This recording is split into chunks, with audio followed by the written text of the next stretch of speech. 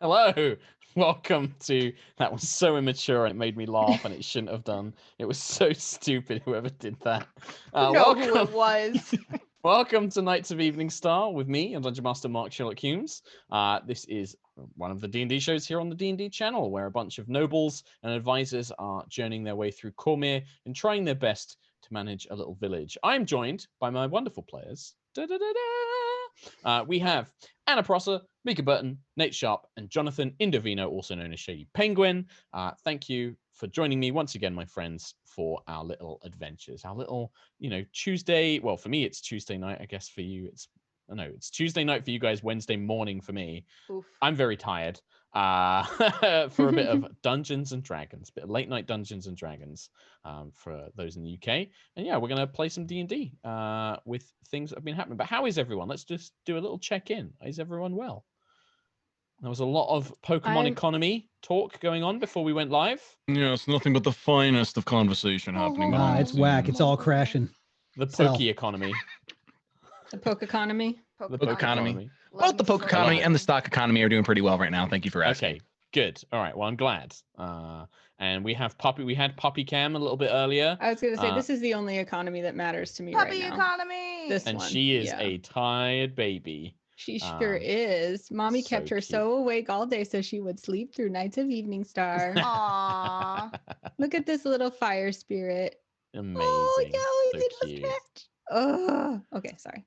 Amazing. And then Mica, I know that going on right now, we have some narrative telephone with you doing an excellent voice. I'm told. I'm so good at jester accents. It's crazy. Rip. But yes, somebody in chat asks, how am I here? And they're pre-recorded. No, clones. I'm cloned. That's the secret. Mark is correct. I have two of me. One is doing a horrible jester accent right now, and the other is here. Perfect. That's it. Well, I'm glad that everyone is well. We are going to play some D&D. If you are new, or if you haven't checked out the stream before, the players are nobles or advisors in charge of a small village. And we've had a lot of developments. Things have been going on. We've got some nice kind of interpersonal stuff and some character backstory stuff going on.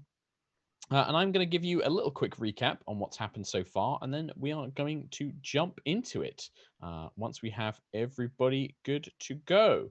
So, last time on Knights of Eveningstar, our group and advisor had made their way back to the village of Eveningstar after spending a long time in the city of Arabel, trying to free their seneschal Dusk from a false murder claim.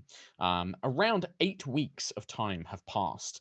The keep is now rebuilt and finished. A new blacksmith and various other improvements have been set around the village, and the party have had time to reflect and relax, spending some time with new friends and getting closer as a group.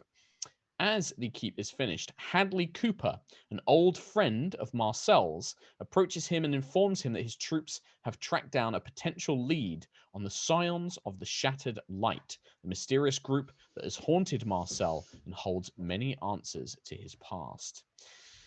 The troops and the scouts have indicated that the Scions are in the place called the ruined town of Redspring, a place haunted with terrible rumors and avoided by the people of Cormyr. The Scions have hidden themselves inside and are protected by a force of mercenaries. And Marcel has requested from his companions and the forces of Eveningstar aid in reclaiming this town and investigating. And that is pretty much where we left off. There was a lot of other stuff that went on. We had a lot of kind of investigations and research and character training montages and multi-classing and all sorts of things have been going on. Is there anything that you guys want to point out in particular that happened in the last episode that you're like, this happened and I'd like to talk about it?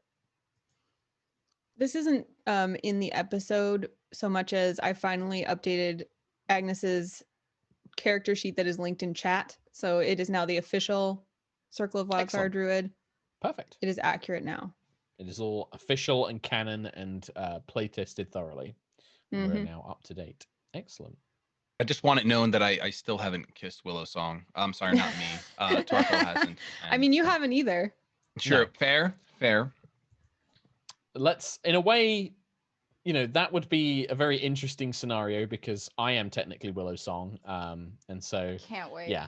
Well, You say that. Can't I wait. don't know if you actually say want that to that. happen. Oh no, I say that with full sincerity. Okay, nice. Yeah. Yeah, Nate's also very on board, it seems. Look at that grin. Loves it.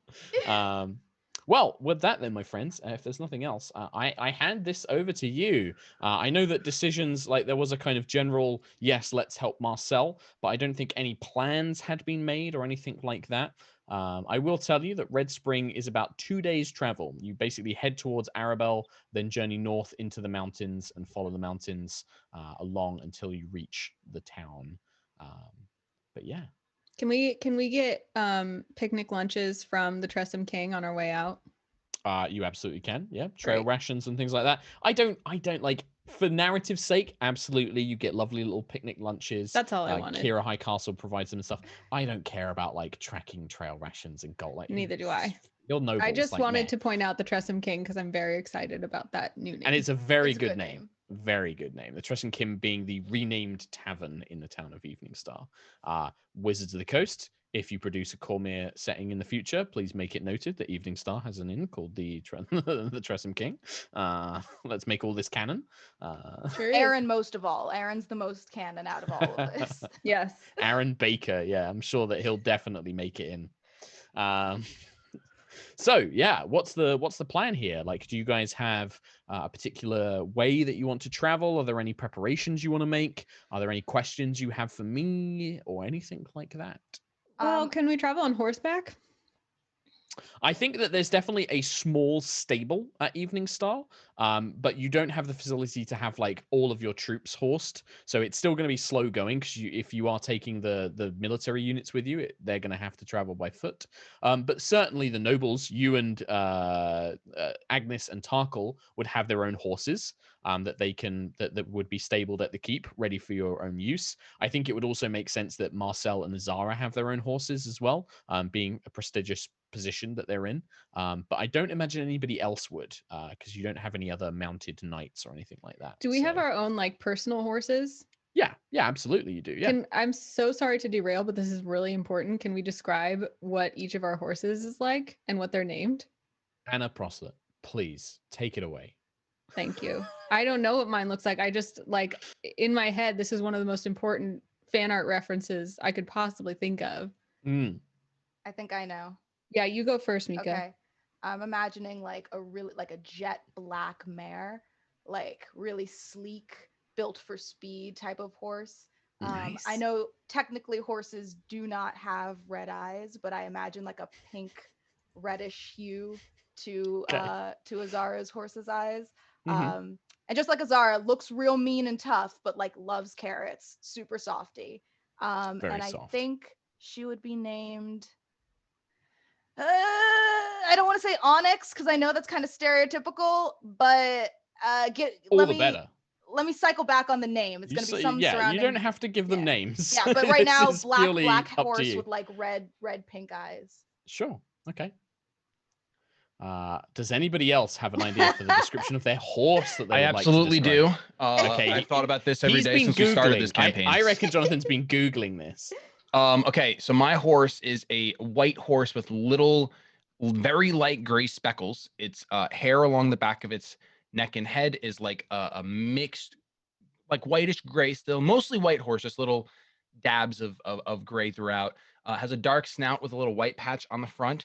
Just think of a Artax from Neverending Story, because that's my horse, literally. And his name is Artax in this game as well, because Put in I can do that. Fog for horses. Go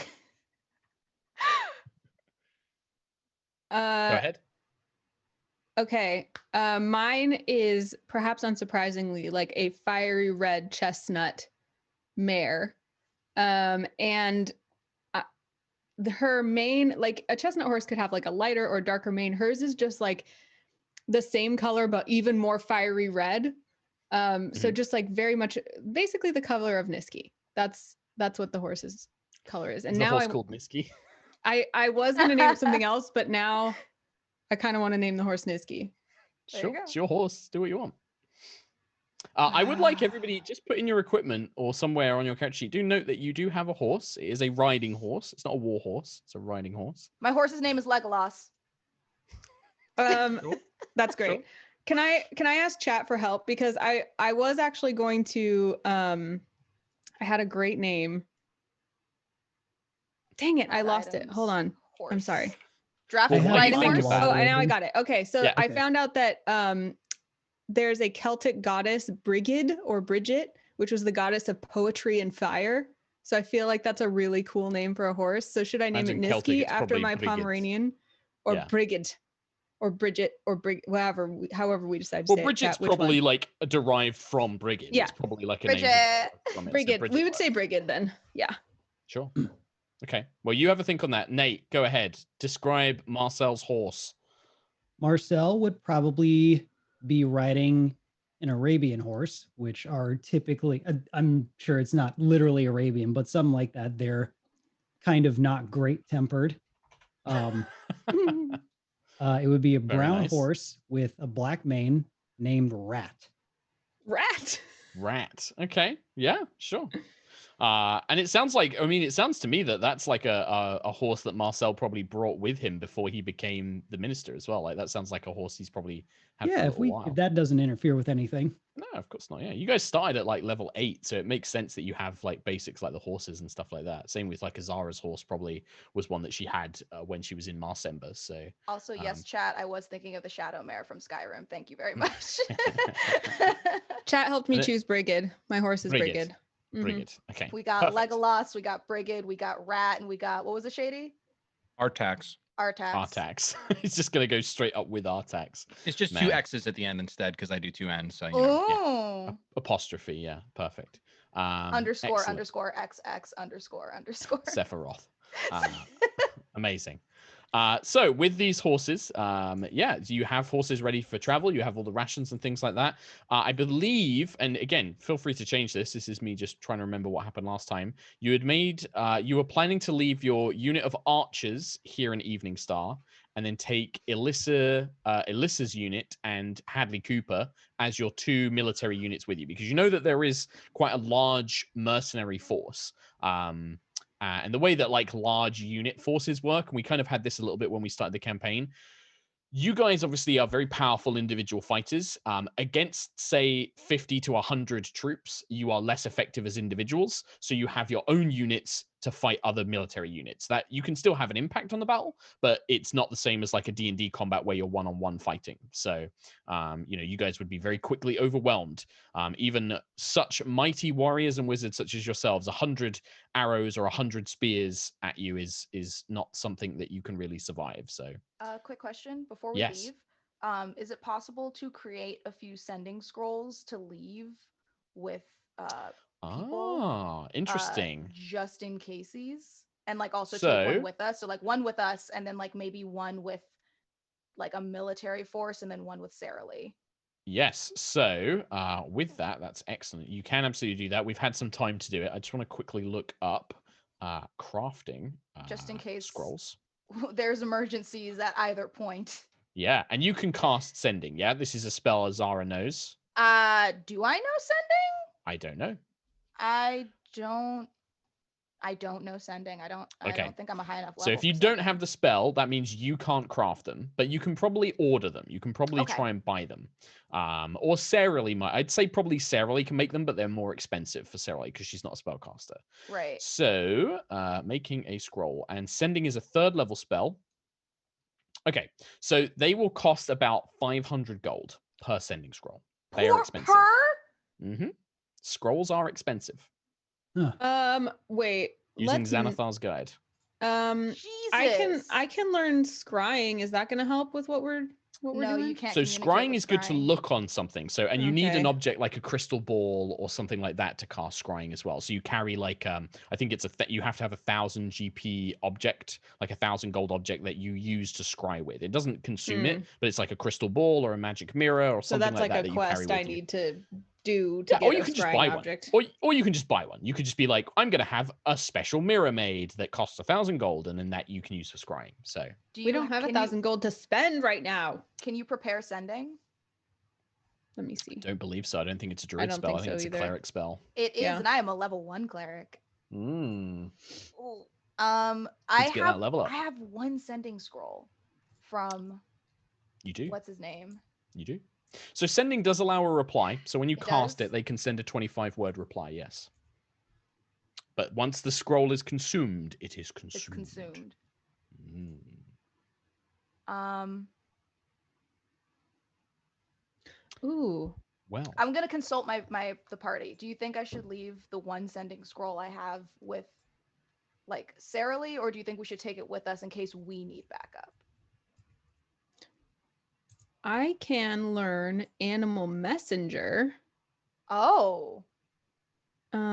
And I can send like a little squirrel or a bird or something to go give the I was going to message. say, I would recommend something that can fly, because a squirrel making a journey that takes a human 2 days, I imagine a squirrel would have a tough time with it. If you haven't watched that YouTube video about how squirrels are like math geniuses and nothing can keep them down and Okay. they basically do magic, you should watch it. All right. I believe will. in squirrels. Okay. But I either way, rescind. I will I'll forget one of my second level spells and prepare this before we leave. Dope. Okay. And I'll keep the sending scroll on me just in case. Sure. Actually, no, I'm going to leave it with Sarah Lee because Okay. we'll be able to send the message through Anna. And if we're under attack at home, then she needs to send us a message. So. Okay. Perfect. All right. Made a note of that. Anything else? Marcel? Tarkhal? Any prep? Any plans? Any stratagems? Anything you wish to do? Do you want to have a conversation with Willow Song before you leave Tarkhal? As this will be taking you 2 days away from Eveningstar. I'm trying to think after what had happened prior. I guess the last thing I did really did with Willow Song was we did our montage of becoming a warlock. So I guess I would at least go and say goodbye. Just let her know where I'm going. Sure.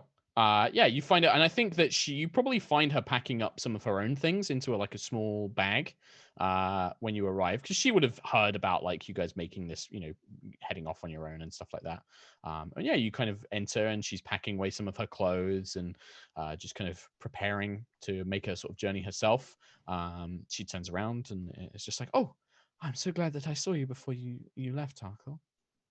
Yes, Willow. We're just going. We're going to help out Marcel with something a few towns over. Yes, oh, of course. Well, I hope that you'll stay safe and remember everything that we've taught you as well. Of course. Are you going somewhere? It looks like you're packing up your things as well. Yes, well, I figured, seeing as you're going off for a few days, I don't feel this isn't really my home. I would feel strange staying here by myself, so I thought I would go back to the woods, see if I can commune with Mother, and see if I can learn some information about what Davian Cormoril has been doing. But I may be gone for some time. Mother is fickle as she is. It can take some time to try and contact her. So okay, that's fine. I think it sounds like a good use of time.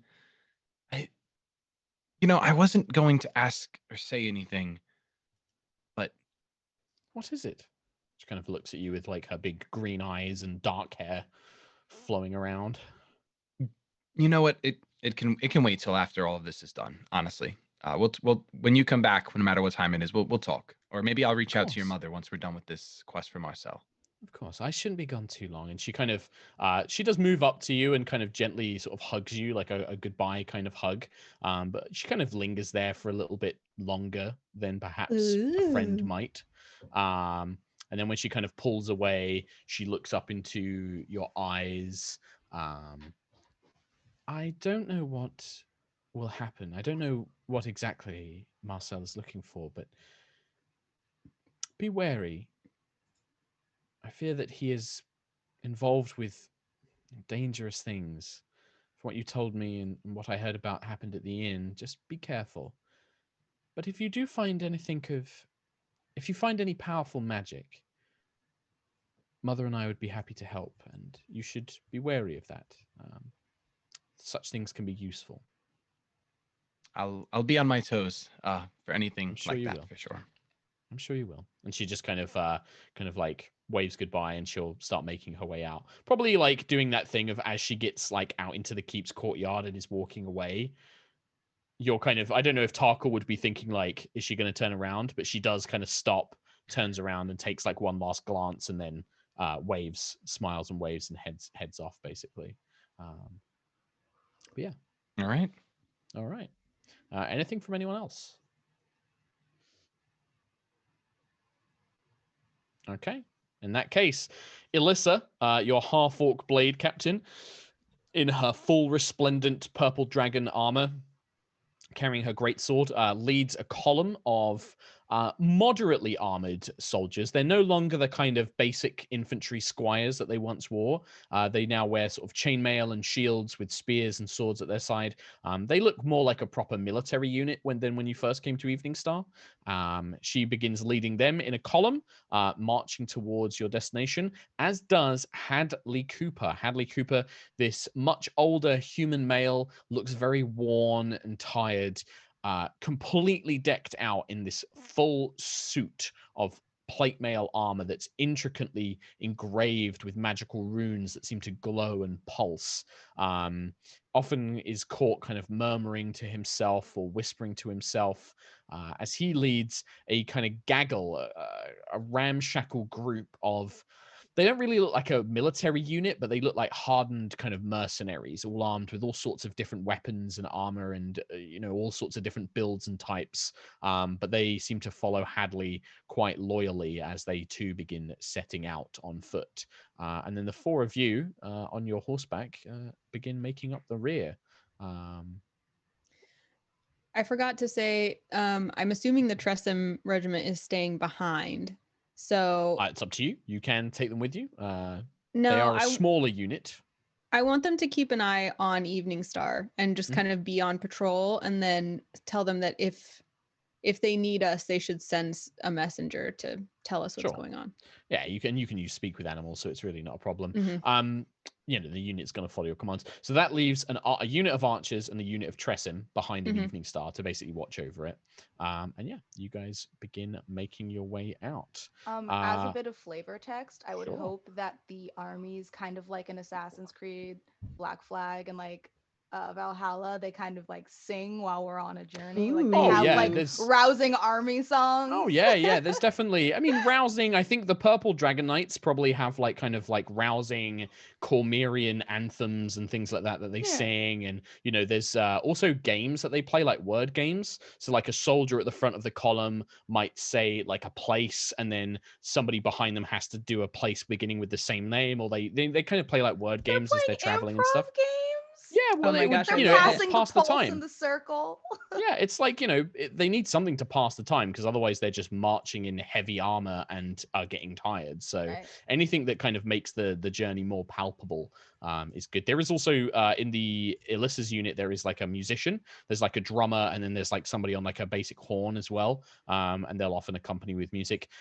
Hadley's unit is almost the complete opposite. They are almost dead silent. They look suspicious. Everywhere they go, they're like sending people ahead, constantly checking the roads in the mountains and the bushes and things like that. Hadley will often come up to Marcel. Marcel, he'll kind of speak in with you, sort of just like, no sign, but the terrain's getting quite rocky up ahead. We should be cautious with this unit of knights here. They're making too much noise. Like, he'll come and bring you like little status reports and kind of wait for you to kind of give him more direct orders almost.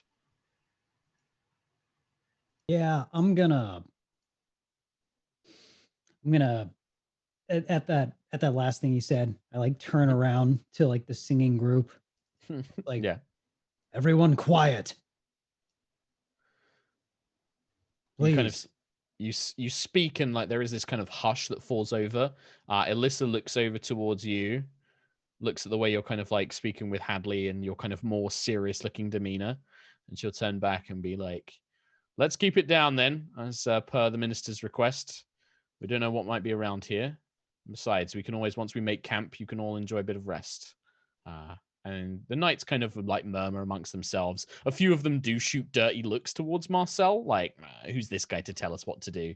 But with Elissa's kind of backup, they do fall silent. And yeah, the rest of the march proceeds without much Agnes frivolity. notices that Marcel said please and smiles to herself. Okay. It's improvement. It is improvement. Yeah. The first day of travel, let's have someone roll a dice for me. Who would like to roll a D100? Who wants to roll some dice? I'll do it. Oh, just kidding. Who No, raised their you got hand? it. You were unmuted, so you definitely get to go. Okay. that's true. You were the one who said it.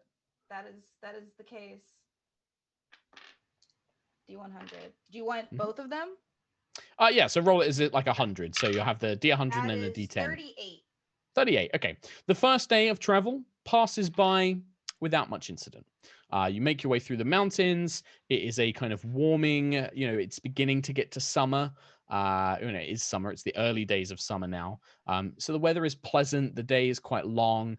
You make good progress and eventually find like a small clearing to make camp. The soldiers who have been carrying sort of provisions, there's like a small kind of wagon with tents, begin setting those out.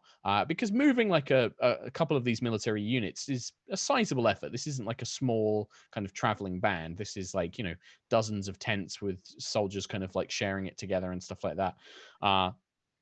Things like your horses are taken by various infantry and cleaned and fed and watered.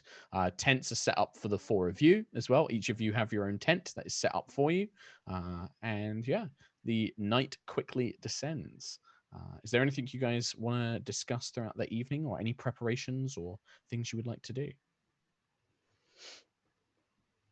Agnes is trying to, as usual, just kind of like get to know all the ranks and making sure they have everything they need, trying to keep morale high and let them know that the nobles are at their service, as she does. Sure. Just do a persuasion check for me. Let's see kind of the general effect that Agnes has. And then you can 14. narrate to me how it goes. Yeah, okay. So they're responsive to it. It's not the most, inspiring speech, or, they don't seem like they're like, yes, amazing. But there is definitely a kind of, they appreciate the gesture. The soldiers, men, women, and all folks kind of seem to appreciate it. You're invited to sit down at a few of their campfires and share a bit of drink and a bit of food with them. And they do seem to appreciate the gesture, certainly. Normally, things like their officers, they're used to staying apart, but they don't really have a lot of interactions with the nobles. So for quite a few of the soldiers, this is a fairly new experience, and you're kind of showing off a different side to the nobility than perhaps they've seen before. So yeah, I think it's well reciprocated. She's trying to do that thing too, where she like learns things about people, so that if they're like, we need someone who can scale this rock wall, she can be like, oh, Mr. Sam is a rock climber, Yep, Sam is a rock climber. Yeah, he often goes out exploring in the mountains when he's off duty. You can make that note of that one if you want. Sam the rock climber. Sam Okay. the rock climber. Great. Perfect. Amazing. I'm adding that to my allies list. Sam Sure. the rock climber. Yeah, absolutely. Go on, Jonathan. I think that like as the night settles down, I'd want to meet up with everyone, like Marcel and Azara and Agnes, and just kind of update them on what Fig had told me. Sure. Or Go Twig, ahead. rather. I keep calling him Fig. That could be his new name. It's his pet name, I guess, for me. I don't know. Can't get it out of my head. Guys, there's something that I can't shake.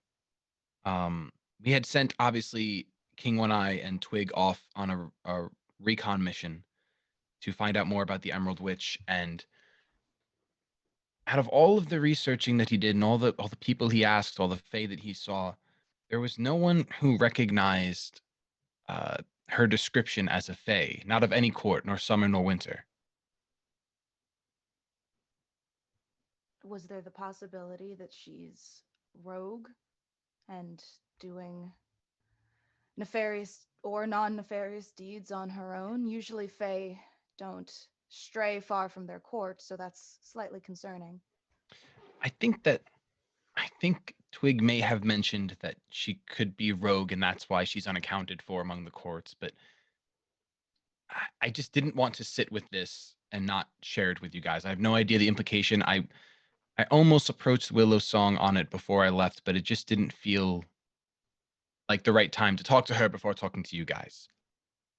I think, young Crownsilver, your instincts were correct. We always want to keep our cards to our chest when it comes to possible miscalculations of trust here.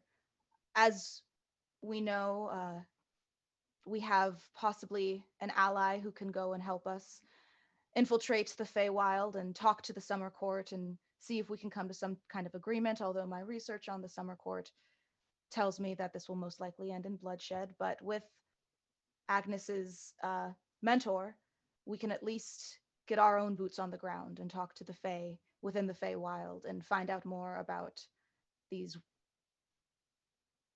possible rogue Briarwoods, Shadow Briars. It's like Briar Song, Brentwood. That's a place in Los Angeles. I do think that Willow is an ally. I don't get the sense of malevolence from her, but I mean, I feel as though we've spoken of her as if she's Fey before around her, and she's never claimed the opposite. So, which I don't think is in question here. We know she's Fey, but she might just be rogue. Her and her mother might be rogue Fey. And we don't know. But I think that for now, they say keep your friends close and your enemies closer. Not that she is an enemy, but don't let her know we're suspicious. If you can do that. Yeah, no, I can. I guess once we get to the time where we are going into the Feywild, we can do some digging of our own. Maybe Twig looked like he went through a lot, so maybe he just missed the clue or didn't speak to the right people about this emerald woman. If it turns out that Twig's information is correct, we will cross that bridge when we get to it, as they say. But for now, we should tighten our ranks a bit. Agnes will pat Tarkhal's shoulder sisterly and be like, just be careful, brother. Love can blind us to all manner of evils. And give him kind of a smirk. Tarkhal will take a sip from his wineskin that he definitely is drinking from around a fire, because that's how I imagine this is all going down. And as he lowers his skin, he'll be like, actually, Twig, are you here? Yeah, he does follow you. He does follow you. There is like a little invisible kind of creak from maybe like your little knapsack where he's probably been resting. You just kind of hear kind of like, hi, I'm here, I'm awake.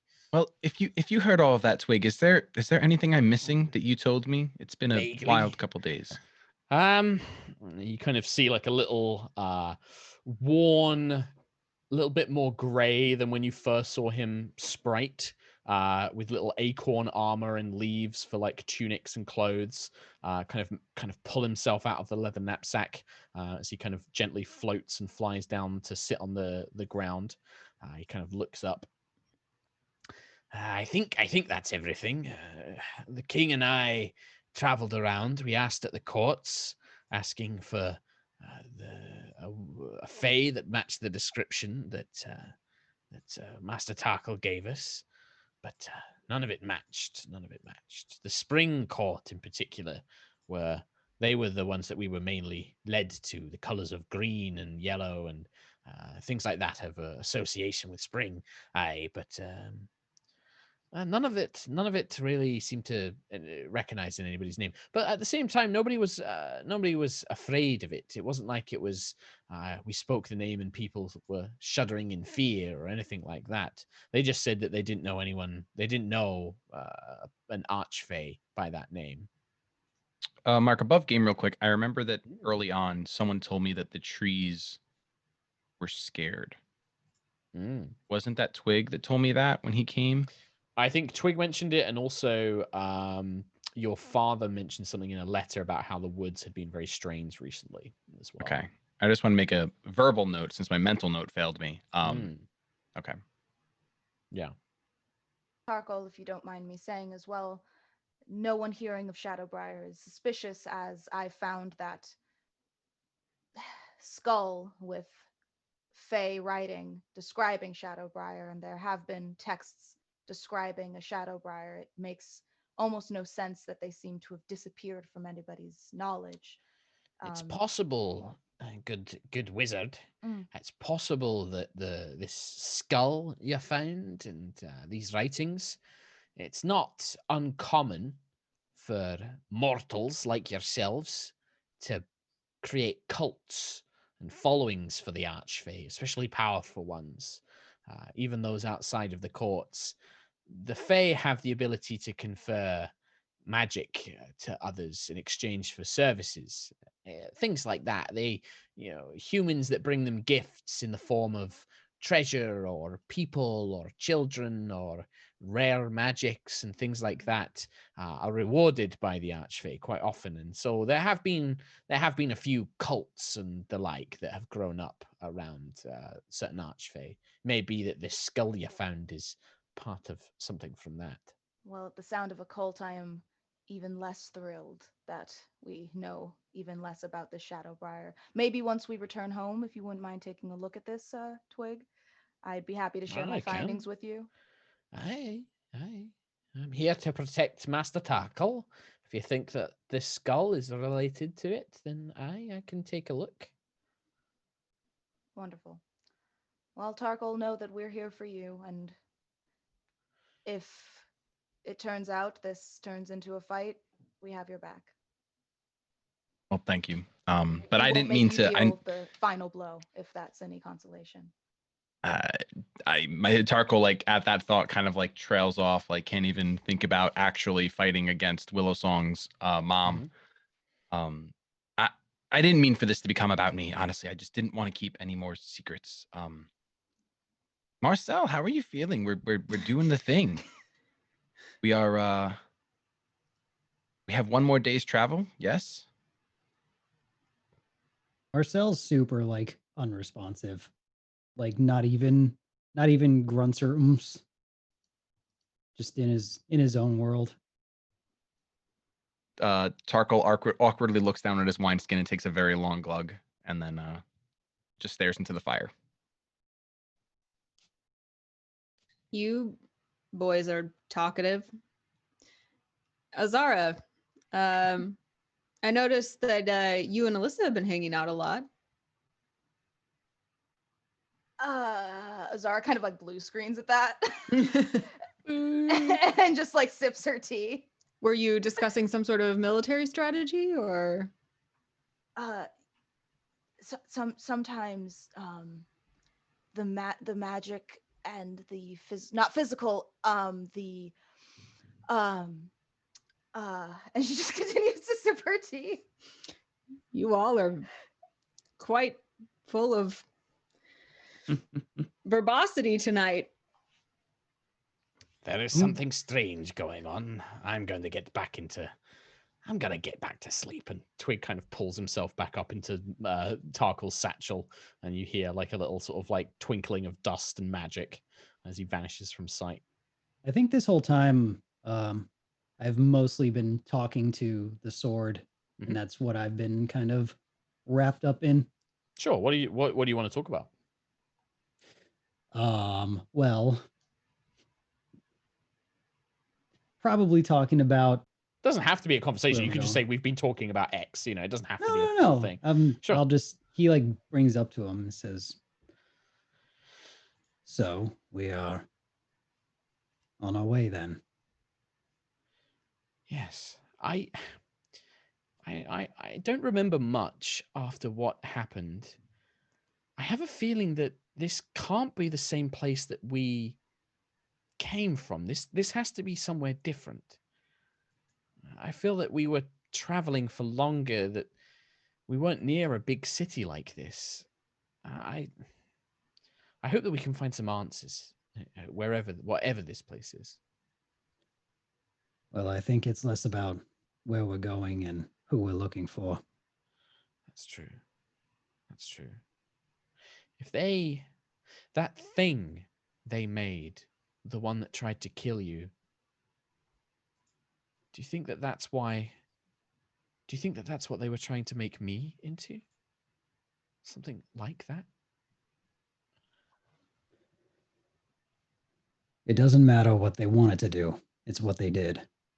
And what they will do. If that's what they're doing there, then I'm right to know that they need to be stopped. I'm glad to hear you say that. Yes. I don't want what happened to me or to Ori to happen to anyone else. Well, about that, what happened to you? Hmm. Do you seek for it to be undone? If we can. Brother, yes, but I don't know if it's even possible. I'm pretty sure my body was destroyed. I don't know if I have a body I could go back to. But yes, I don't. I want to be a person again. I want to be me. It's nice that I can speak to you, that I can do things that I couldn't before, but I don't want to be a weapon. I don't want to be a tool. I want to be myself again.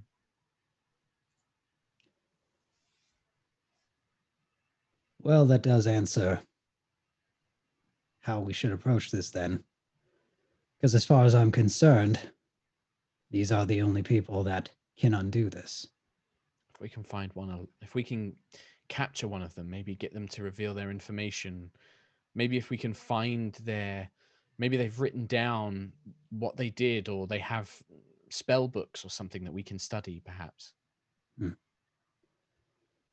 I think if we can find something like that, Oliver, we need to do it for Hadley as well. Not just me, but I mean, you've seen the way that he talks to her, the armor, the way that he gets when he gets hit.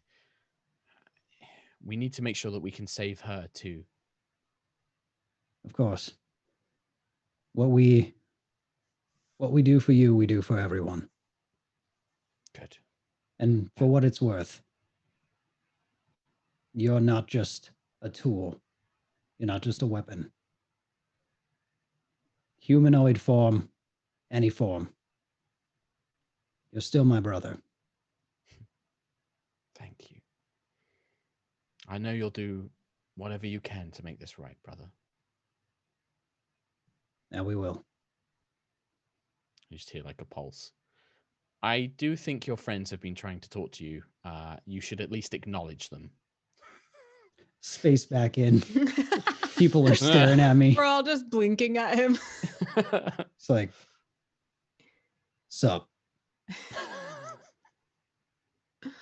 Nothing.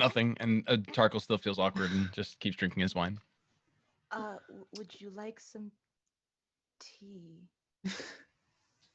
Azara, when you're kind of like looking through the campfire with the conversation that was going on, you do see like Alyssa kind of armor off, just in sort of like loose shirt and trousers, kind of making her way through the camp, checking in on all the soldiers. And there is like the kind of like, she looks at you, you look at her with the tea in your hands. She's kind of like what? Like looking at you like, why are you looking at me weird? I think Azara is going to excuse herself with an extra cup and go offer it to Alyssa and pointedly ignore whatever Agnis does in response to that. Sure. There is a kind of like moment where she kind of graciously accepts, and she's like, "Oh, thank you, Magister. I was just about to retire to my tent for the evening. If you have some spare moments to catch up." Of course. Lead the way. Yeah, and she does lead the way. Obviously, she just gets inside, sits down, drinks the tea.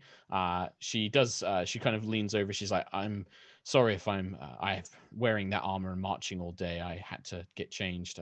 Hopefully there's no smell or anything." And she kind of like is desperately trying to like make sure that she's like, you know, clean and fresh and isn't in a sweaty, gross mess.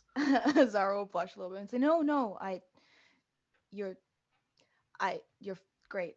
I'm good." And she kind of awkwardly like looks around and like pulls over a chair, and yeah, you end up having tea. Again, nothing more illicit.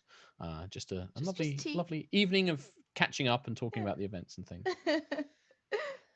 I lean over to Marcel and I'm like, do war wizards traditionally strategize with military captains? I think at this point, I know less about war wizards than I did a year ago. Fair. And with that, a lovely awkward silence falls over the camp. Tarkhal just drinking his wineskin, and then just everyone kind of staring off into the distance. A far off distant just yeah, like soldier from somewhere. You just hear like a kind of like from a horn. But yeah, the camp falls in and you sleep. You go, the night passes. Nothing untoward. There is no cause of alarm, no attacks or anything else. And the next day, you continue your journey towards Redspring. You follow the Stormhorn Mountains, moving through hillland and grass plains, heading ever so slightly north. You can see Arabelle in the very, very faint distance. It's kind of tall spires, just kind of cresting over the hills, far, far to the south. Pure south. And eventually, after maybe about half a day, maybe a little bit more, kind of talking about mid to late afternoon, so sort of like 4 or 5 p.m., you begin to see the workings of Redspring.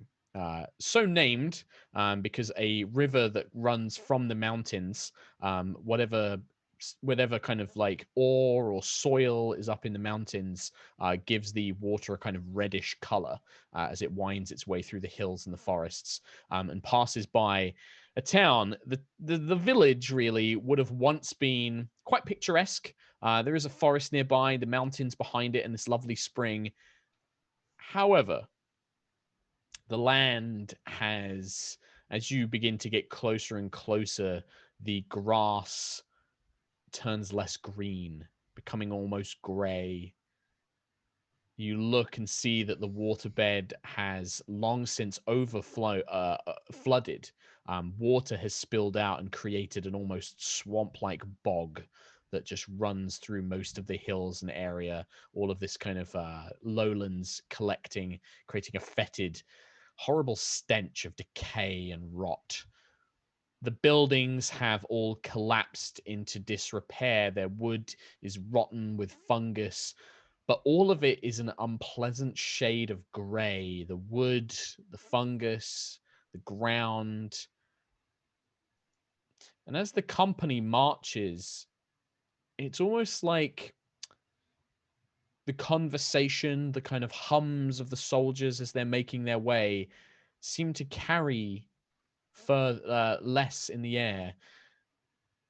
You feel it's difficult to think of joyful things. Not impossible, but it's easy to linger on the bleak moments as you get closer and closer to this place.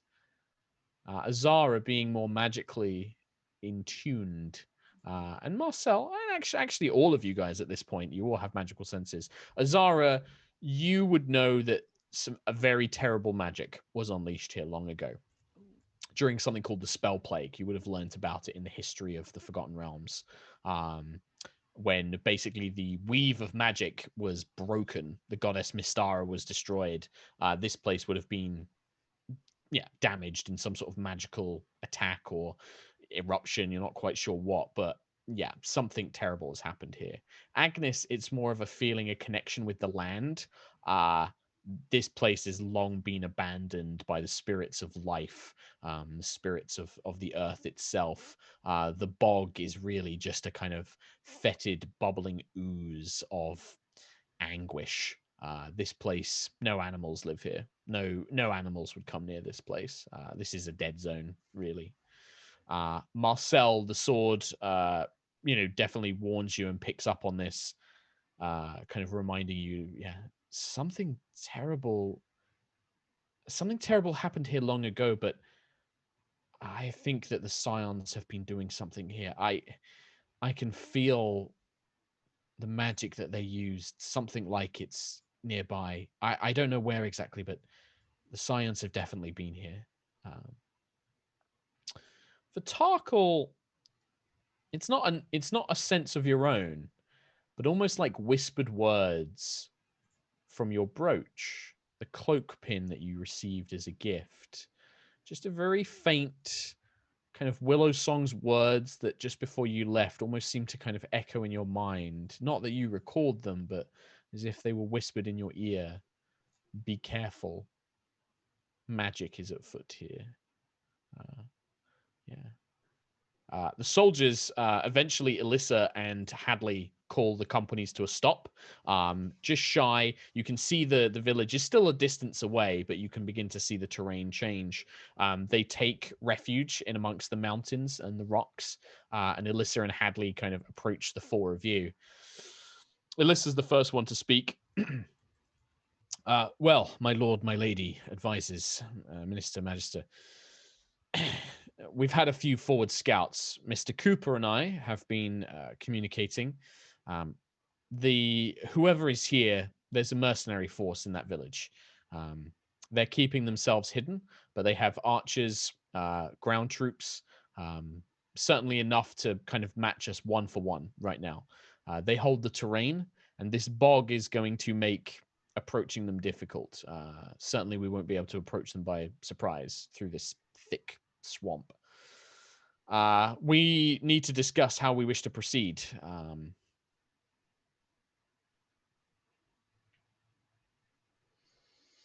And she looks at the four of you. Mr. Cooper and I can answer your questions, but it's not going to be easy. Would it be advisable to send a scout ahead? We have done. We've sent some scouts in as close as we can get. We estimate them to have around about, like I said, an equal number of troops to our own, about 100 or so, maybe slightly more. They seem to be split into two major forces: archers, who occupy the buildings. They have cover fortification. Their morale will be significantly improved as long as they can hold those buildings. The ground troops will have the same problems as us. They'll need to meet us in a field of battle. However, they can simply wait and let their archers soften us up before we can even reach them. How many buildings are there? And are they flammable? Difficult. The wet terrain is going to make setting them alight difficult, even with Lady Agnes's powers. It's very damp terrain here. The wood is mainly rotten, but it is sodden through. In terms of buildings, it's a small village. A number of homes. The three main buildings we've identified appear to be some sort of temple, an inn, and a watermill on the spring's edge. The ground troops are mainly centered around that mill. We think that might be where whoever Hadley's people identified may be in or have been using. Marcel, this is your area of expertise. Would you have us send in a stealth contingent to take out the leaders first, or run head on? Would I have any kind of inkling, or is it just kind of like, what would I think? No, yeah, you can have an inkling. If you want to ask me for some tips and stuff like that, I guess maybe make an intelligence check for me. So just D20 plus intelligence for me, Marcel. This would kind of be like the military tactics that you've picked up through your time spent as a mercenary. 22. 22, very good. So there's a couple of things. First of all, Alyssa mentioned it, and as Agnes asks about it, stealth is going to be very difficult for anybody traveling on foot. The bog is going to basically make it impossible. You'll have to schlump your way through the bog itself to reach the buildings. There's also not a lot of coverage. Once you get out into the open, the buildings themselves are the only real things around nearby. There is a stream. The stream appears to be a very fast-flowing current. So again, making your way through that isn't going to be particularly stealthy or quick. It's going to be quite difficult to do. What may be in terms of best here, the biggest problem is the archers. Being able to force them out of the buildings will lower their morale, which will make them easier to deal with. And just in general, in terms of these kind of unit battles, morale is the biggest one. It's no good inflicting injuries on the enemy unit if they don't break. You need to break them. It's better to cause them to give up and surrender than it is to try and kill them to the last fighter. So anything you can do to help do that is going to be very beneficial. In terms of mechanics, game mechanics here, so there's a couple of things. So I mentioned that this isn't really a fight where you guys as individuals, like your individual attack bonuses and stuff, are going to matter. But that doesn't mean you can't get involved. So for the melee fighters, specifically, you could put yourself within a unit, and then you could either choose to try and bolster the morale or demoralize the enemy, or you could try and lead them in combat, which will actually give them a bonus to their role, and you'll make the rolls for that combat unit, basically. You'll add your proficiency bonus to their attack rolls when they're attacking another unit, because you're kind of leading the charge. That will put you at risk of taking damage. Bolstering morale can be done without risking yourself, but you won't have as much of a direct impact on the fight. The other thing is you have many spellcasters with you. Now, spells are a little bit different to fighting one-on-one. Spells that target one or two creatures aren't going to be very useful. But AoE spells that can affect a wide area, Wall of Flame, Fireball, Lightning Bolt, very, very effective against these massed units. The mage will basically... You will need to have a mage embedded into a unit, which puts them at risk of taking damage, but they can use an AoE spell to target an enemy unit and try and inflict casualties. So they can basically try and take out huge chunks of enemy soldiers whilst your guys are fighting them as well.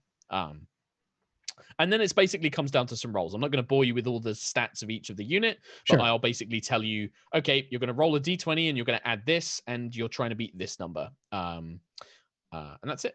So if I, as a caster, wanted to cast a large fireball at one of the buildings, I would have to put myself in a unit. Because you'll need to get close enough. So at the moment, you're like 1,000 feet away from the village, right? You're kind of spying it from afar. To attack it, to fireball it, you obviously need to get within range. That's going to put you in range of their archers firing back at you, stuff like that. So so there you basically, it's the risk versus reward of you can do some incredible damage to enemy units, but you're also at threat of 30 arrows being shot at you. And even if you've got the best defenses in the world, some of them are going to get through and cause harm. So it's that kind of thing. Is there a way, like, do we see any way to go around this bog, or the whole village? So it's the area that the village has been built on. It's next to this long kind of red river. The river has become flooded, and the whole area has become like a swampy farmland. So it's not like it's between you and the village. The village is in the bog. Like, it's the area all around it, like a radius out from the village itself. It's become like this fetid swampland. Like, so then could we take the is there any kind of like formation where we can take the spellcasters and then have whoever's chonky like stand guard with them and try and tank? Yeah, you could definitely try and focus. Like, you could basically order like some of the knights, right? Okay, you're going to take on a defensive position and advance and try and protect, Azara and Agnis as much as possible. That will make them less effective at fighting themselves, but it will give the spellcasters more of a defense from being attacked. Yes. I'm pretty chonky. I have That sounds cool. So many fun AoE spells. Same. I have a lower armor class now and not many hit points, but I think it's worth the risk, especially because I have cleric stuff now. Yeah. And Tarkhal, go on. I have an enhance ability spell I've been waiting to use that could kind of bolster some of us if we're worried that that we're too squishy. Yeah. Also, I think we both have fireball, which can just decimate. Having the spellcasters like with AoE spells is going to be very, very helpful here. That's like your big advantage. I also obviously have fog cloud, which could give us some magical cover. Things like that. So things like outside the box, if you want to try and create cover, if you want to try and do things like that, just tell me what you want to do and then I'll make up a ruling for it. Obviously, if they have enemy mages, they can do the same thing back to you guys if they have AoE spells. Tarkhal, because I know you don't necessarily have lots of like AoE spells, but you probably want to get in and do the fighting. Like I said, you've got two options. You can basically lead a unit. So you could join, say, like Marcel's unit and act as like like Aragorn in Lord of the Rings when he leads like the ghosts. Aragorn himself doesn't do a lot of killing. Like, he's there, but he's like the force that everybody's around, and he's lending his kind of inspiration and leadership, which makes them fight better.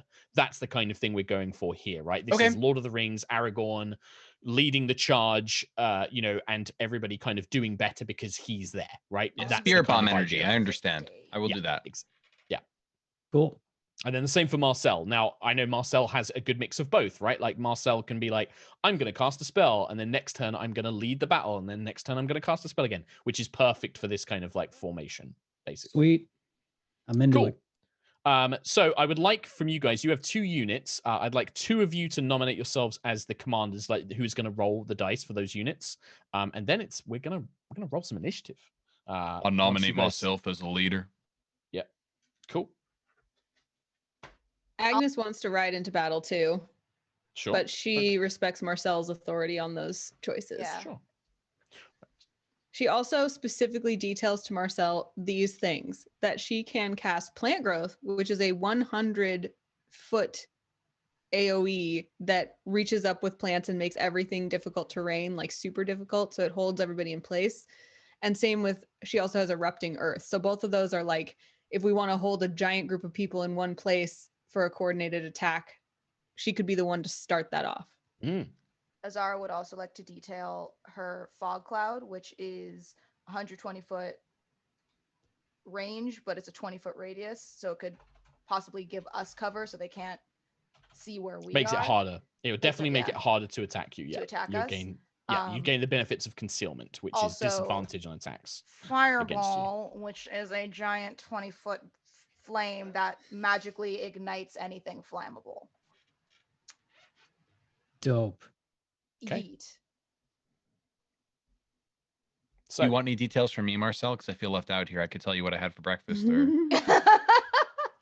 I also, I totally forgot to mention this before we left, but if you would allow me to retcon it, I would have liked to have bought 1 or 2 diamonds just in case we need a revivify spell.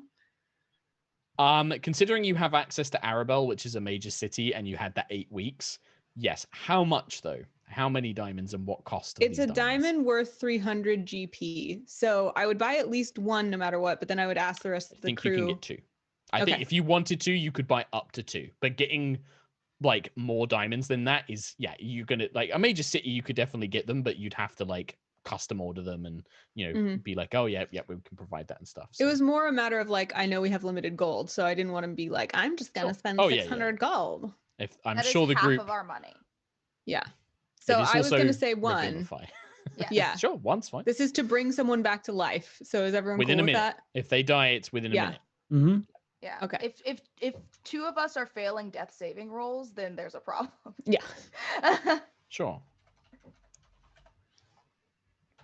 So I'm going to put it down as Tarkhal is going to be with the Eveningstar Infantry, which is Illis's unit.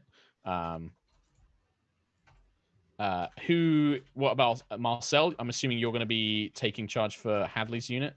Yep. Hadley's heroes. Okay. And then Agnis and Azara, you're both going to go into battle, yes? Yeah. It doesn't really matter which unit you're in. It just, so I know that you're both there, basically. Yes. Okay. So, as you are gathering everything together, Alyssa and Hadley will come over and say, if we attack at night, it will give us an advantage against the archers, but it will also make it harder for our own troops to fight. Making our way through the bog in the dark is tricky. Otherwise, we've got to wait till morning. I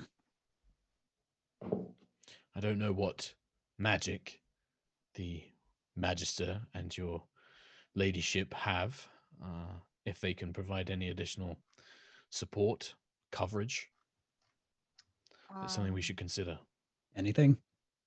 Sorry, I was adding my diamond to my character sheet. What is the goal that we We're trying to figure out if we should attack at night or in the morning. Night gives us, more advantage, but it also makes it harder. Yeah. So like the archers would probably have a harder time shooting you, but your melee troops will be less effective when they do get into battle. If we light buildings on fire, that will give That's all. what I I'll was definitely gonna provide some suggest. Is light. like I Yeah. can cast all manner of fire spells. I don't have Yeah. any like light spells. If we just light up the entire town, that should give enough of a light for the troops to fight by Sure. and take down the archers in one fell I mean, swoop.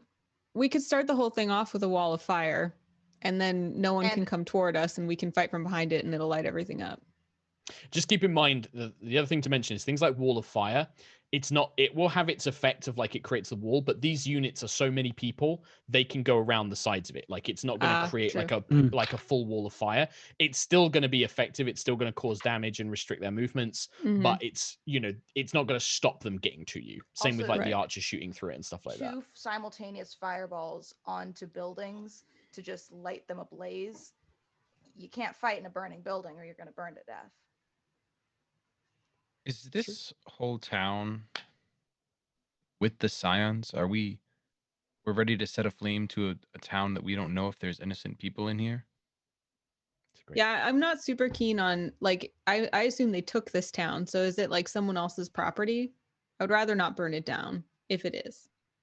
Are you asking me as Dungeon Master, like, do we know if this town has Yeah. got people in it and stuff?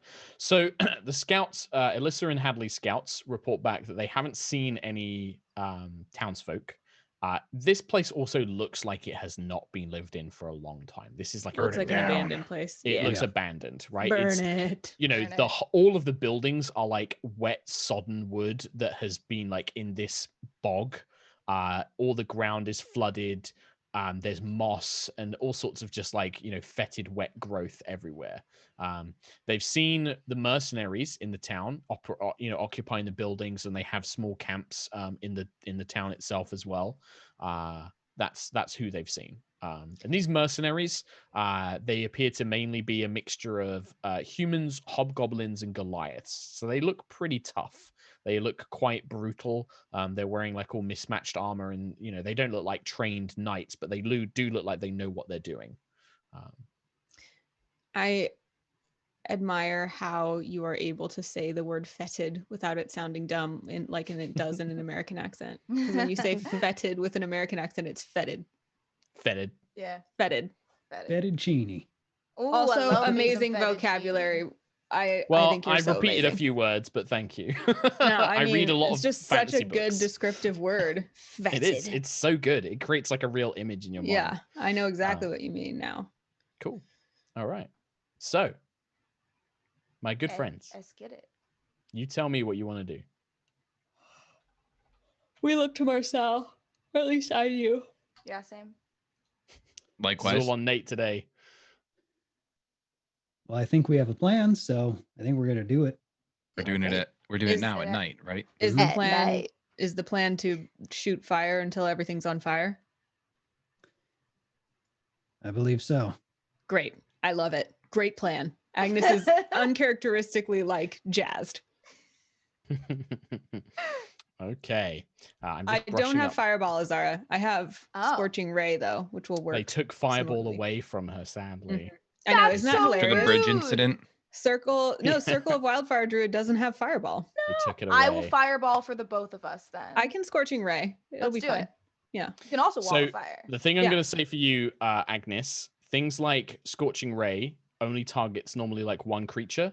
Those are not effective. It needs to be a spell You that can affect hurl an them at area. one target or several. Oh, because it's 3 rays. That's what it means. Yeah, so like 3 Gotcha. rays is like 3 soldiers out of 100. It's not as effective as I'm like, not going to a shoot it at fireball. people. I'm going to shoot it at buildings. Okay. Can I all target one And building? That's fine. Yeah, if you want to target the buildings with the rays, Yeah. that's a different thing. But if you wanted Yeah. to go for the units, that's Yeah. it's not going to be effective. I So have- you I have other theoretically stuff for can that. light 3 buildings in one turn. Yes, exactly. Potentially. And I can do I can do Flaming Sphere, but it's 5-foot diameter, so it's still AoE. And if people run into it, it sucks for them. But it's not anything like Also, Fireball. can you imagine if you wall of fired diagonally? Just through the village? Yeah, Wall of Fire is and then definitely it going goes to be a big whoosh one. on either side. Like that's Okay. that's the play. So, we've Real got... quick question. Sure, that's great while I'm setting something up. Do I know if there's a particular attire worn by these scions? At least from what I yes. remember. There is, yeah. You remember that they had robes of white and gold, and it quite frequently featured a kind of broken golden disc on a field of black, like a kind of shattered disc, like a kind of disc that has been broken in the middle and then pulled apart. It's like one of their symbols that they have. So yeah, they would have like these white robes with kind of like golden epaulets and shoulder armor, braces, gauntlets, that sort of thing, and masks. They have these almost like golden face masks that completely shroud who they are. Ooh, before we start, I want to summon my fire spirit as well. Whose name, by the way, I've been waiting. I knew the right name would come to me. The name of the fire spirit is Candor. I'll describe the outfits of these signs, at least that I know, and just let them know that I want at least one alive. Sure. Yeah. The scouts of Hadley's unit and Alyssa's. We haven't seen anyone matching that description, Minister, yet. But like I said, the scouts who have followed this place before, they saw somebody matching that description. We think that they're in the area, but we don't think they're here right now. We think this is mainly the mercenaries. They may be guarding something. There may be like another building that we haven't found, or maybe there's a cellar where these individuals are hiding out. But our first obstacle is getting through these units. Very well. All right. Okay. Well, in that case, I would like if it sounds like Tarkhal is going to roll for the Eveningstar infantry and Marcel's going to roll for Hadley's heroes. Agnis and Azara, you guys will get an action as part of those units as well, right? So you guys don't need to roll initiative. On a unit's turn, we'll basically have one of the guys go and then one of you go, and then the next unit, the other one will go, right? So give me some initiative rolls then, please, gentlemen. Meanwhile, I need to do that as well.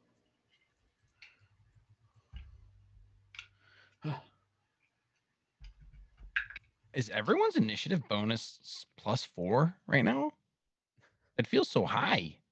Mine is +1. JK. Oh, my units are very slow. Right. So Tarkhal for Eveningstar's infantry and Alyssa's unit. 16. 16. And Marcel for Hadley's heroes unit. 14. 14. Okay. So to begin with, the Eveningstar infantry, Tarkhal, your unit takes the ground first. The disciplined training, they quickly kind of raise shields.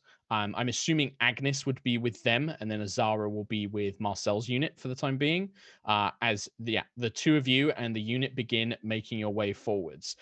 It's going to basically take their action to cross the battle line due to the bog.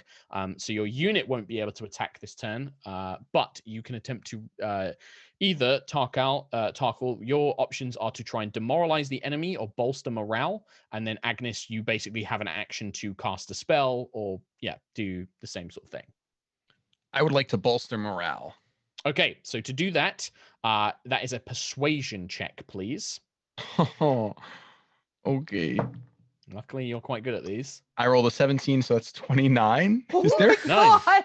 He is like Tarkhal is literally Aragorn. Like he's the kind of like woodsman who is going to become king.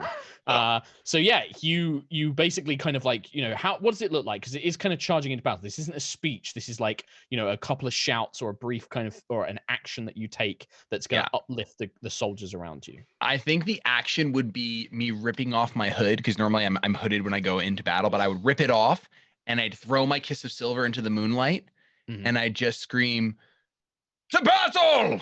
And then perfect. Yeah, and then like the soldiers like, "Ah!" and they begin cheering, and then they charge forward with their shields. You have given them advantage on the next morale check they have to make. So that if they are forced to make a morale check, if they take casualties or if the enemy casts spells on them, they will have advantage because you've taken that action to bolster them. Cool. Agnis, would you like to cast a spiel? I sure would. How many buildings are there? So there's a lot. Well, not a lot, but there's like, maybe 4 or 5 smaller wooden homes. Most of them look quite decrepit and dilapidated. And then there are the 3 main buildings. One appears to be some sort of temple. You see the symbol of a kind of rising sun, like a dawn. if you were another character, you would definitely recognize this holy symbol, but you're not. There is also a inn-like building. It looks to be like a kind of two-story inn or tavern.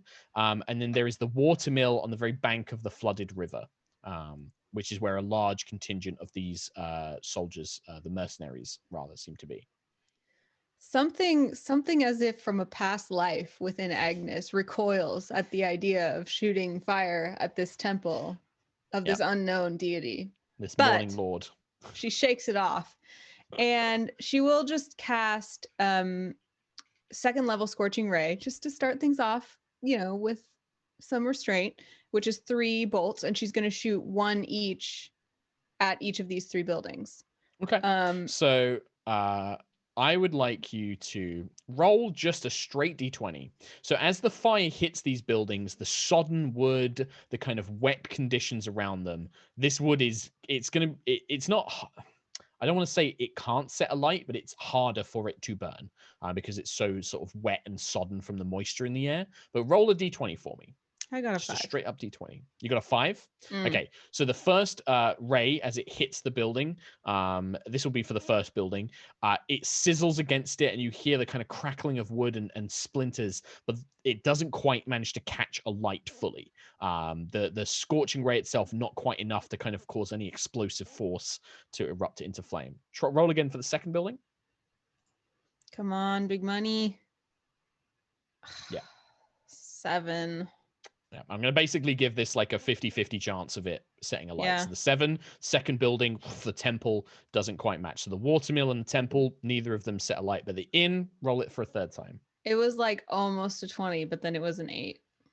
So the 3 Wow. kind of beams, they crackle and spit, but the lights just do not go up. The beams do kind of cast this orange glow over the battlefield, and you can see, very much like a World War II movie, your own knights kind of stomping and pulling themselves through thick mud, making their way towards this village as you begin to see the glint of arrow tips and other armored-looking figures making their way towards your own troops. At least I provided some light, but as usual, someone other than me hopefully will do better. So I summon Candor to cast Flame Seed on one of the buildings I did not manage to light. Okay, so one of the like homes and stuff like that. Sure. Same thing. No, so roll a one of the D20 ones for me. I tried to light, but right, I didn't. I see. Okay, but you didn't. Okay, so yeah, same thing. Roll a D20 for me. Okay, come on. You sweet little fiery phoenix. 3. So again, it kind of launches fire, but the moisture in the air, even just moving through it yourself, it's damp. The wood itself must be so wet through that it's finding a hard like spark to fully catch.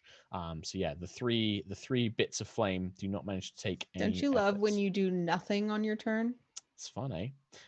Marcel, Azara, and Hadley's heroes. So Hadley's troops, a little bit more lightly armored, but packing much more punch with their kind of enchanted weapons, begin quickly making their way across the terrain as well. Very much like Eveningstar's infantry, it's going to be their whole action to try and move across this bog.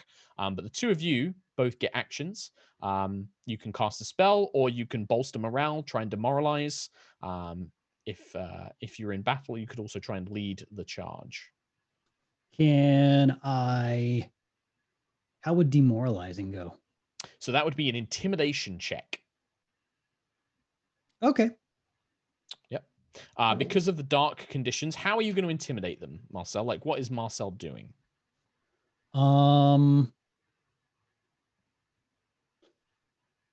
Yelling.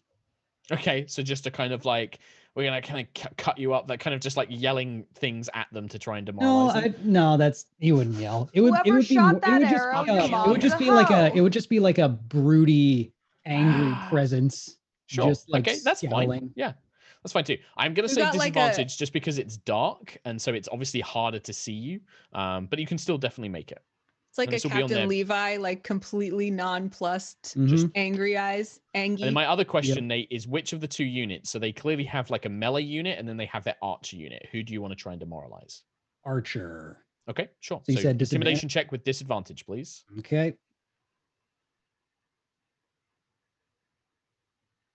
14 and 14. 14. Huh. Just not enough. Whether it's not because you're not intimidating, you are, but in the dark gloom, knowing that they've got the high ground, the enemy doesn't seem shaken yet.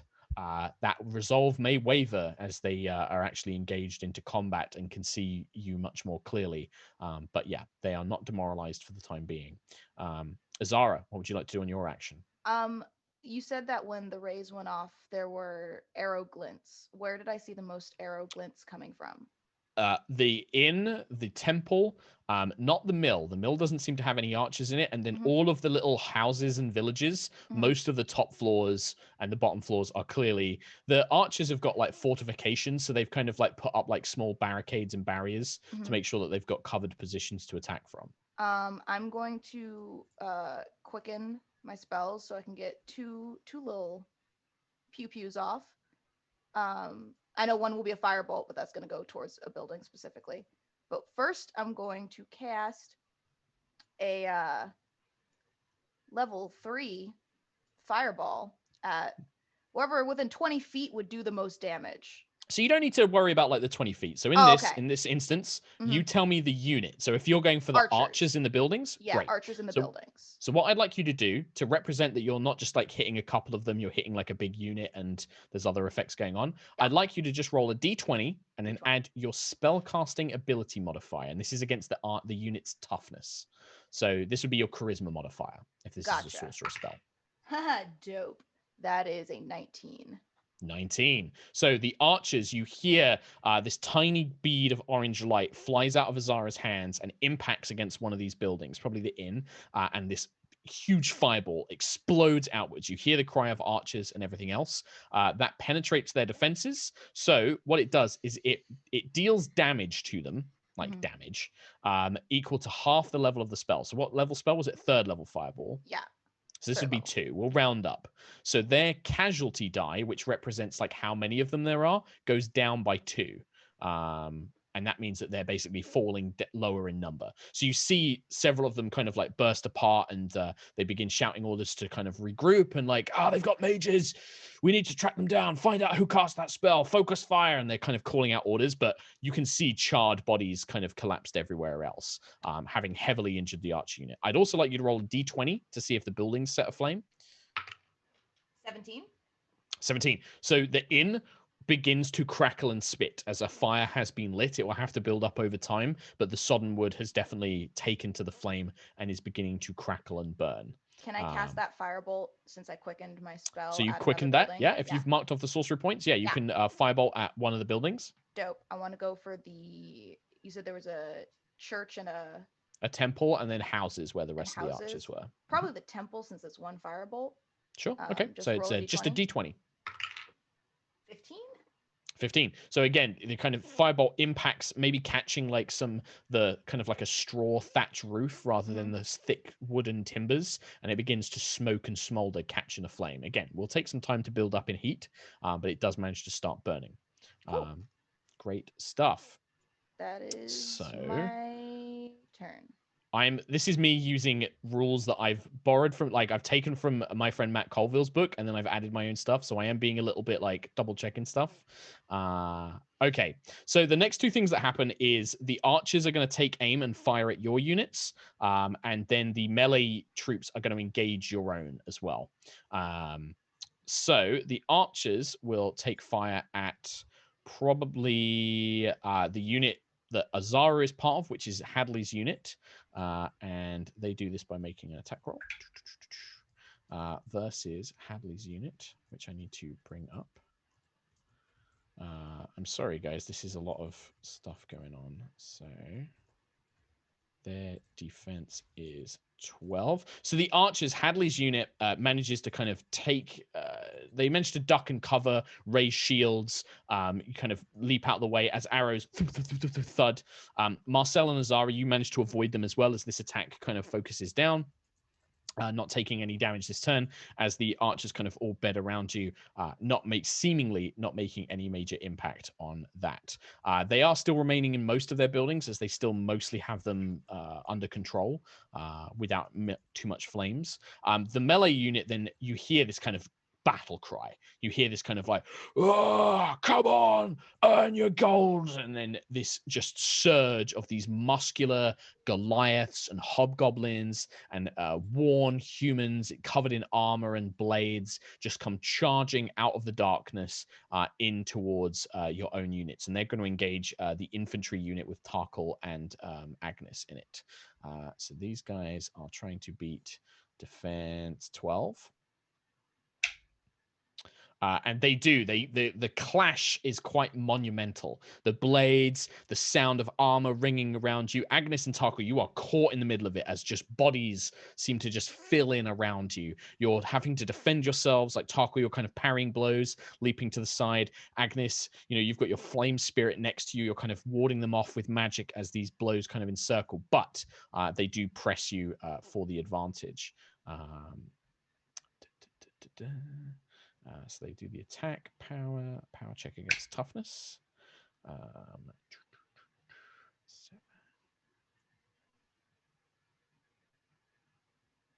Okay, so as the battle clashes against you two, your own troops manage to fight back enough that they don't take any major casualties. They're not going to have their casualty die reduced. So they begin parrying blades, and a big grand melee has now taken place out in front of the kind of main village area in this thick bog. People trying to pull themselves free as swords and that clatter around you.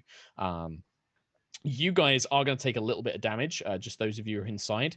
So if you guys could mark off 1 hit dice for me. So rather than taking damage, you basically lose one of your hit dice so that if you rest, it's harder for you to heal up. That's basically. Only Agnis and Tarkhal? Agnis and Tarkhal, yes, because they were in the unit that was engaged. And this represents, by the way, it's not necessarily damage, but prolonged fighting, because we're not checking this in rounds. This is like 5 minutes of like constant battling and shouting and fatigue overtaking you, right? It's cool. So as it goes on and on, it will get worse and worse. But then we go back up to the top, and it is your infantry's turn to shine, Tarkhal and Agnis. So my question to you is, what would you guys like to do? I realized I didn't have my HP at max, but I assume we had rested up. You would have before. long rested, yes. Yeah. Yes. You would have been at full HP. Mm-hmm. Go ahead, Tarkhal, if you want to go first. I mean, so my options really are leading and bolstering and demoralizing and bolstering, right? Yeah, bolstering, demoralizing, or basically participating in the battle and leading your own troops, like charging in with your own weapons and stuff. Are we close enough where I can charge in now? Yeah, you are in the fight. Like the fight is around you. Okay, yeah. It's not like a charge. You're like in the fight already, so it's more like come on, and then you're kind of like coordinating attacks and stuff like that. Okay, yeah, I definitely want to do that. So the way this works is you're going to add your proficiency bonus to your unit's attack dice for this round, right? This is exhausting, however. Doing this is like you fighting very hard for like the next 5 minutes. So you can make an attack roll as your unit and give it a plus with your proficiency bonus of +4. Add 7, d20 plus 7. Okay, d20 plus 7. I rolled a 13, so dirty 20. Dirty 20. So your unit clashes into the unit you're fighting, and they manage to put the pressure onto the enemy. Now I would like you to roll, and this is to see how much damage you can do. It's a d20 plus 5. Okay, d20 plus 5. Mm-hmm. Oh, that fell off my desk. Everyone ignore me. I'm not even here. Here we go. That's a 12, so 17. 17. Okay. So with that, the unit that you're currently engaging, which is not the archers, which I forgot is actually only a D4, not a D6. The unit you're fighting begins to become diminished. So as you are fighting against them, your guys are actually managed to cause injuries and casualties. With you leading the charge, Kiss of Silver kind of flying out of your hands, you manage to take out some of the troops around you, and that gives your unit a chance to break through their lines and start getting their own attacks in. You do gain a level of exhaustion, however, Tarkhal. So this is very, very tiring to lead the charge. Yes. So an exhaustion won't take an immediate effect right now, but you'll have disadvantage on ability checks once this battle is over, basically, for some time. Okay. Cool. So I'm just checking something. Okay. The other thing, I forgot to do this when Zara's fireball went off. I'm going to check the morale of the archers because they basically were in a burning building. Okay, hope so they're because peeing their they're not just yet, but Oh. they're leading to it. So they managed to succeed on the morale check for this turn, but they're going to have to keep doing it basically because you've diminished them. So Tarkhal, you've done that. Agnis. So while Tarkhal is like leading the troops and engaging in melee fighting, what's Agnis doing? There any like regiments that are advancing but haven't engaged with us yet that I can see? There will be. So imagine that the unit is like fighting you at the moment. Like you've got 2 units, probably like 50, 60 people, like fighters individually, and they're clashing. But some of them are going to be smaller groups, like peeling around to try and get around your flanks, to try and support the archers, to try and go towards like the Marcel's unit. It's like a big grand melee, right? So if you wanted to like cast Wall of Fire, for example, you're still going to be able to hit just the enemy unit, and you're still going to be just as effective. You're not going to be at any risk of injuring your own unit or anything like that. Well, what I'm specifically trying to do is like my unit is fighting with another unit, and Agnis is taking the time to look around and be like, what is our next threat? Like, is someone coming to flank us? Is someone coming behind to reinforce? Whatever. Gotcha. So if there is someone that I think like someone's coming around to flank, then I want to cast plant growth at our flank. Okay, sure. Yeah, okay. So this will work. Yeah, let's do this the same way that it would be like a damaging spell, but we just won't have it cause casualties. We'll give them a penalty instead. So what I'd like you to do, Agnis, is D20 plus your spellcasting ability modifier. So your wisdom modifier for you. So like a spell attack. Yeah, but just without the proficiency bonus. So D20 plus just the wisdom modifier. Okay. 10. It still has an effect. So you watch as the plant growth kind of erupts around, and it begins slowing down the unit trying to get to the flank of you. That unit's going to have disadvantage on its next attack rolls, but it's not enough to cause a morale check. It's not going to cause them to panic. You see the Goliath and like, they've got some sort of spells, can't move, begin hacking, and they're kind of shouting orders, but they're not panicking. They're kind of keeping their cool about it, but they're going to have disadvantage on the next attack rolls against your unit. Cool. It's supposed to make it so that they have to spend 4 feet of movement for every 1 foot they move. So I'm just trying to keep them out of the way until we can finish with these guys. Yeah, exactly. So it's kind of all of this is happening at once. And rather than breaking it down into like individual, like I've got to track their movements and stuff, it has an effect on the whole unit because this unit can't support them. So the rest of the unit is at disadvantage for their attacks and stuff like that. Great. Cool. And then my wildfire spirit is going to try again to try and set a building aflame. Yeah, poor little Cander's like just spitting fireballs. Sure. Yeah. So D20, and it's a 50-50. You want an 11 or higher. 14. So which building is this on? We've currently got the inn and the temple are aflame, and then there's a few residential buildings, and then there is a mill. But the mill seems to be empty. It doesn't seem to have anybody in it anymore. I still do the mill because the goal was these 3 non-residential buildings to be ablaze to like light the battlefield and. Sure. Okay. So you watch as the fire spirit kind of hits this building and it begins to kind of smoke and smolder and will begin to set alight as well as you do so. Amazing. Perfect. Marcel's unit. So Azara, Marcel, and your unit. Marcel, you're going to be rolling for your unit. What would you like to do? Would you like to try and lead them in battle, cast a spell, or morale? If I choose, I can just take like a regular turn, right? Or you could take a regular turn, but things like your own individual attacks aren't going to be much use here because you're kind of fighting too many people at once. That's what the lead the charge action kind of is like you basically leading your troops and then you'll give them a bonus to their attacks basically because you're kind of helping them fight in general. Or you could like cast a spell like as a normal action.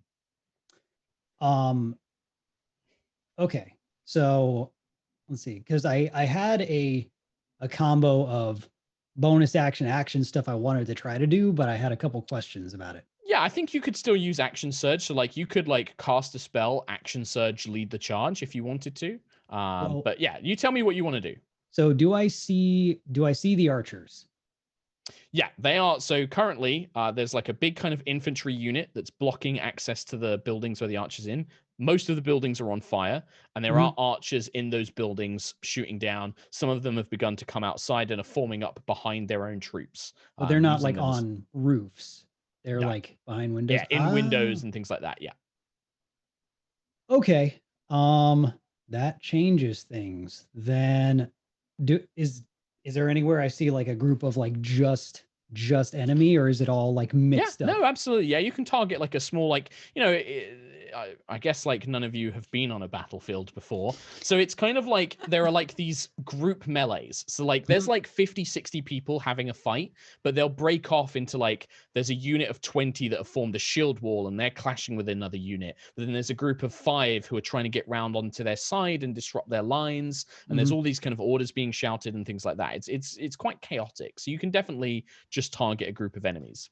Fun fact, like I was laughing because of course none of us have been on a battle before, but you have, haven't you, Mark? Because you Mark has. Yeah, I've done like so Mark's like, 1,000 I guess you guys versus haven't been 1,000 on battles. I guess you guys haven't been on a battlefield like I have. So Well, no, it's more like like it's just one of those things where like it's a different experience, right? Like, you know, you wouldn't know what that was even like. Like no, that's why you're such a good DM. You're speaking from experience. The closest we've ever gotten to a battle is the Battle of Helm's Deep. Yeah, and that's a very specific type. But even if you watch those movies, like you'll see the same thing. Like there's a reason that the heroes get to fight like 5 orcs, because all the other orcs are like, fuck, I got to deal with these guys, and they're fighting with those guys over there. It's kind of interesting. Anyway, carry on, Nate. I'll demoralize.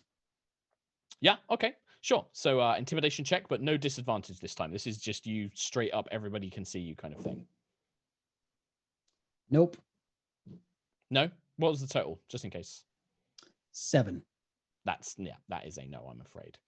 So yeah, you kind of, you know, your presence in the battlefield, things are so chaotic that the enemies almost just aren't noticing you. Like they're too busy trying to fight against their own unit, or like, you know, order their own group guys and stuff like that.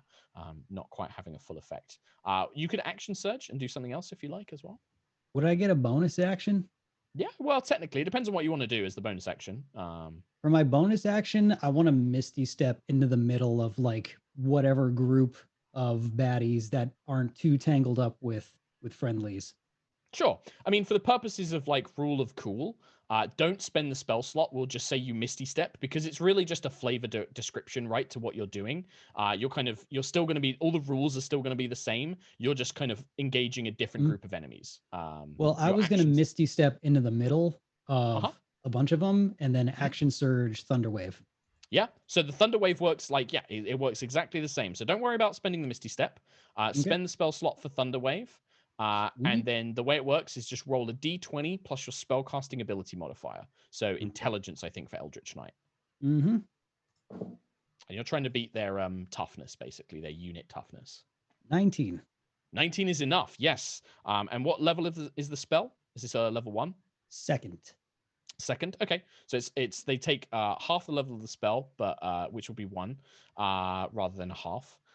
And yeah, the unit around you, and which you're fighting the unit that the other guys are fighting, so that drops it down to 4. So you teleport into the middle of this group, and then this kind of around you kind of erupts out from you, and you see bodies kind of flying everywhere as casualties are knocked back and sent sprawling by this powerful wave of spell, and then more enemies begin to close in around you, watching their casualties fall apart.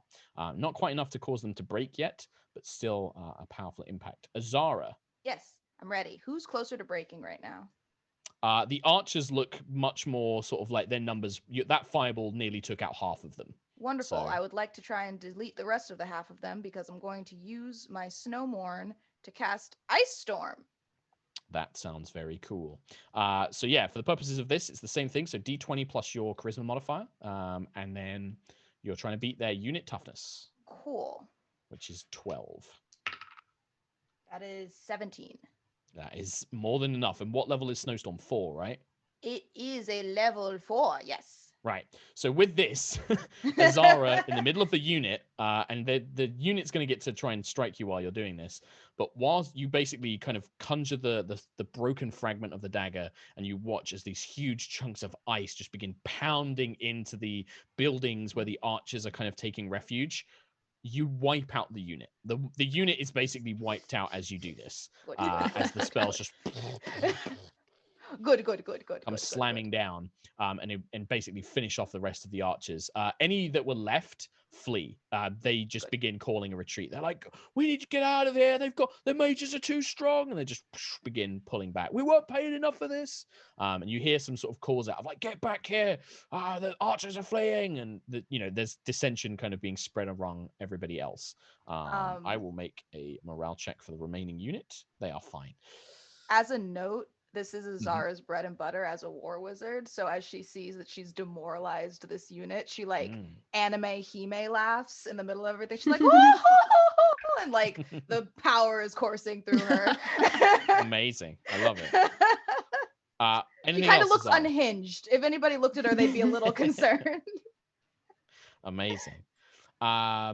So as you are doing that, though, Azara, the melee units that is currently engaged with both Alyssa's and Marcel's forces, they put the pressure on. Sensing that their archer line is collapsing, they push the attack onto your unit, Marcel, and yours unit with Hadley's unit. And there is casualties for the first time. Several of Hadley's men are kind of cut down, injured, stabbed through with spears, or thrown hatchets and these sorts of things through the mud. And they will take a casualty die of casualties.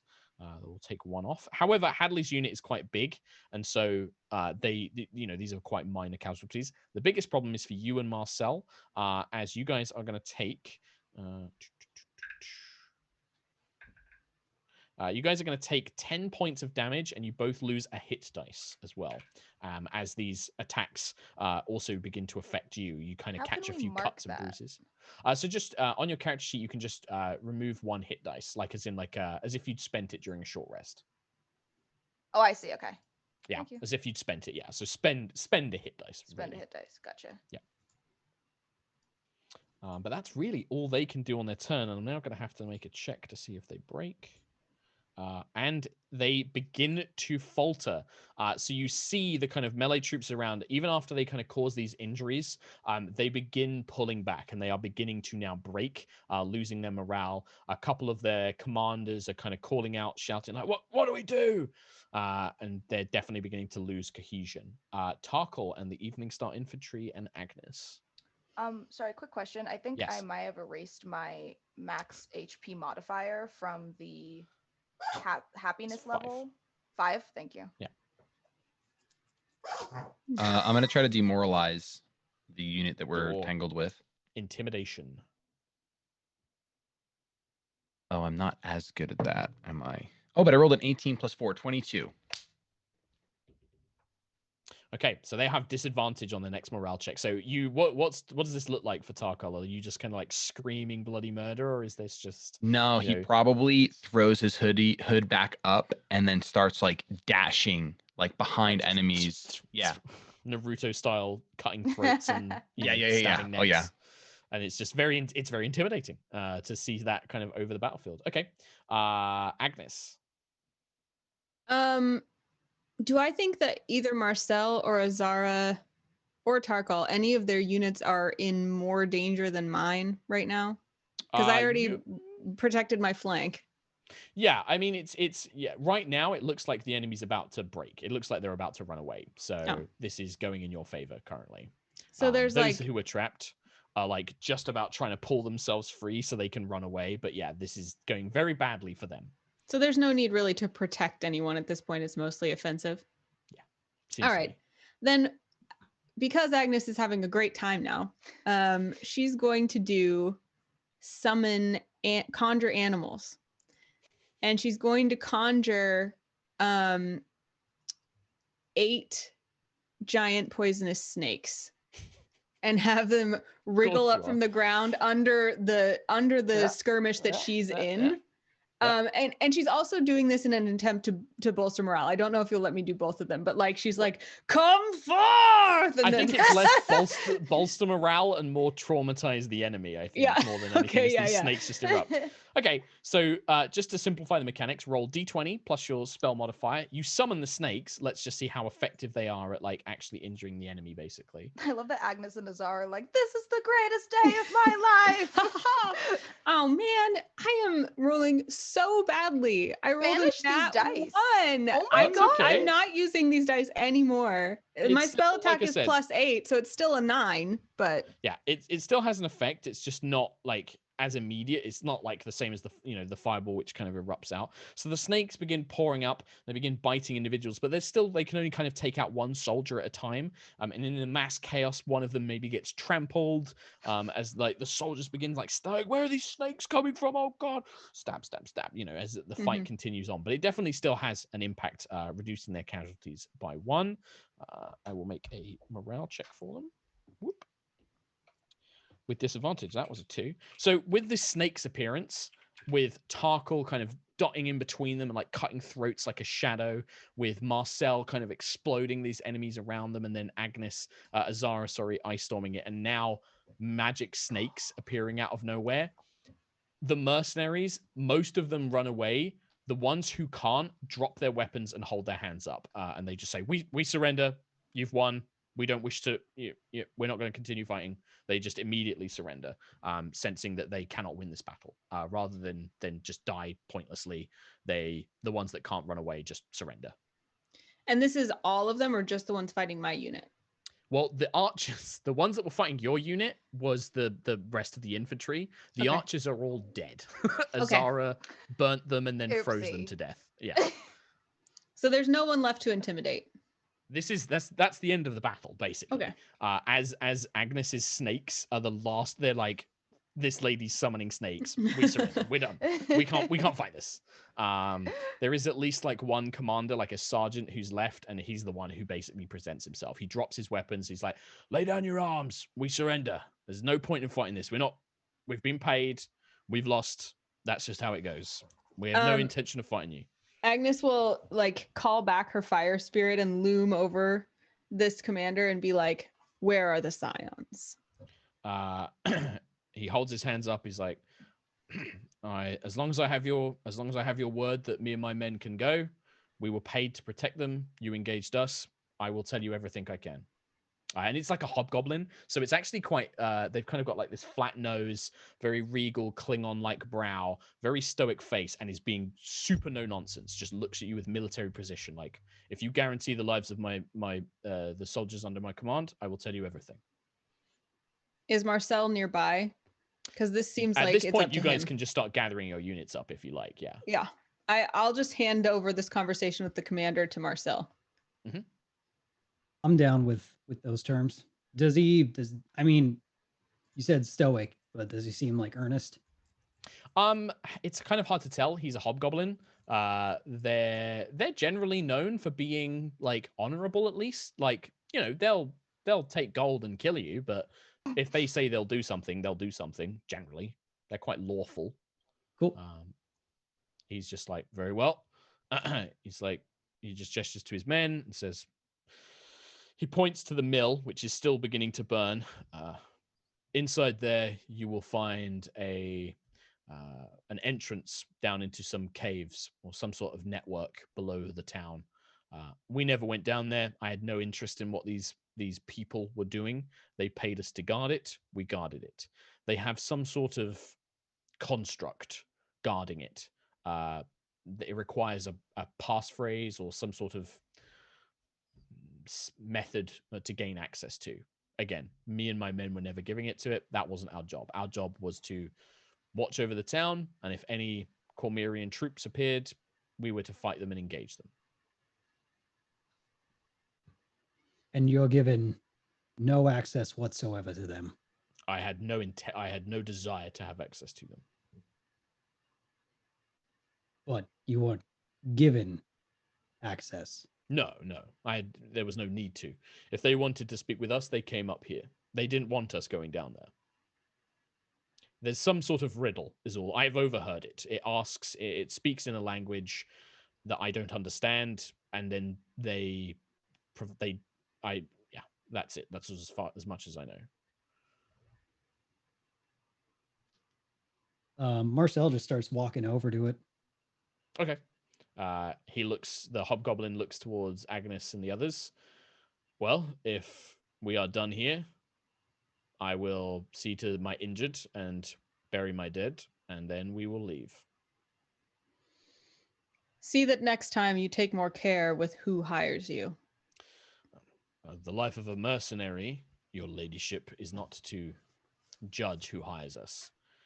I Then set the perhaps price. If the life someone of a pays it, I mercenary, work. then perhaps you should consider a different kind of life. And she Think it turns just- and walks away. She doesn't give him a chance to reply to that. He kind of like makes a face, looks at the other men. He's just like, "Come on, let's see who we can save." And they begin turning around. You can see that they have like some of the soldiers obviously have some sort of medical training. They begin like going to people that look like they can still be saved, bandaging their wounds, healing them, carrying them away. A lot of there's not a lot of people who are just instantly dead, so they do manage to save quite a lot of their troops. Same goes for your side as well. Hadley's here, the folks in Hadley's unit that took damage, most of them can be saved. They're just going to be out of the fight for a little while, probably a week or so of rest and healing. But yeah, it seems to be relatively unscathed. Marcel, when you make your way over to the mill house, which is beginning to burn, you can see that the flames are beginning to kind of rise up from the various magics and spells, crackling at the kind of rotten wood, creating this almost eggy sulfur smell as you wade through the muck. You peer inside and you can see what appears to be a kind of broken down wooden mill. So the water wheel is set into the flooded river. You can hear like a creaking, broken wooden sound coming from inside, where there's all these kind of wooden struts and cogs and gears. But stood on top of a kind of stone trapdoor is a large metal sphere. The sphere is engraved with all sorts of like weird plates and lines, and 6 spindly legs keep it in place over this trapdoor as it hovers quite near the bottom. That's what you see when you look inside. So the thing's guarding the door. And the building is on fire. The building's on fire. Does it look like does not- there's... Go on. No, go on. Does it look like there's... I'm assuming there's just a door going in? It's not even a door. Like the wall has collapsed. So the wall on the side of the village has just like caved in. Like a dilapidated, like something you might see in like The Last of Us or like in a post-apocalyptic movie where like the wall has just fallen in and become covered in like growth. So you can just look in and you see, this like all these struts and cogs and wheels from the mill itself. And then just this weird brassy gold sphere stood over this trapdoor. And it looks like that's the only way in and out, right? Apart from, there's no other real entrances or exits. Yeah, this looks like it's the only other part of the mill. It looks like it goes down. And the hobgoblin did say like a network of caves beneath the village or something like that. So it makes sense. I'll approach this thing. Okay. Yeah. So when you get close to it, you begin to see like faint lines of kind of red power kind of begins to emerge, and it begins glowing from the inside. And this kind of warped voice, as the crackle of the flaming building, the wood splinters and timbers beginning to snap around you. You hear this kind of warbling voice.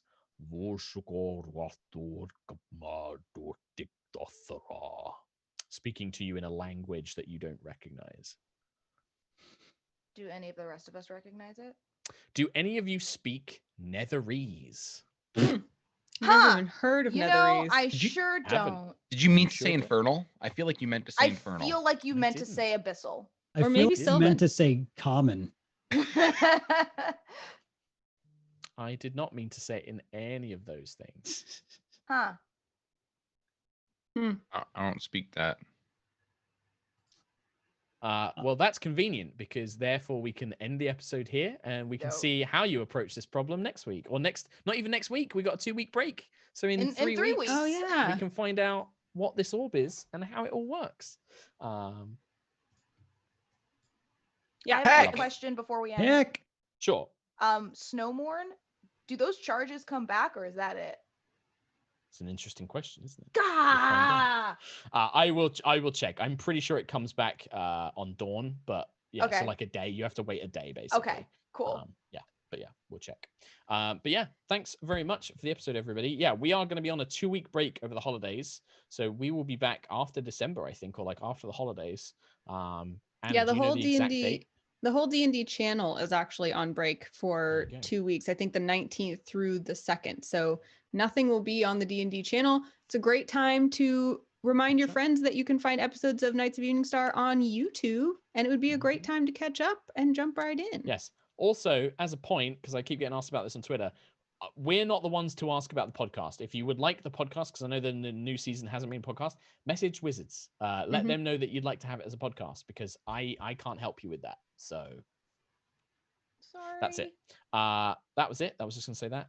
Do we want to do quick shout outs, really quick shout outs, and then we're gonna wrap things up for today? Sure. Yay. Wait. You go first, Mark. You I never will get to go go first. first. That's fine. I will go first. If you would like to see more of my DMing, you can check out my D&D show, High Rollers D&D. Been going for 5 years. We stream over on twitch.tv/High Rollers D&D and twitch.tv/Yogscast as well. We're back into our regular campaign. We just had a really fun charity one-shot just gone past.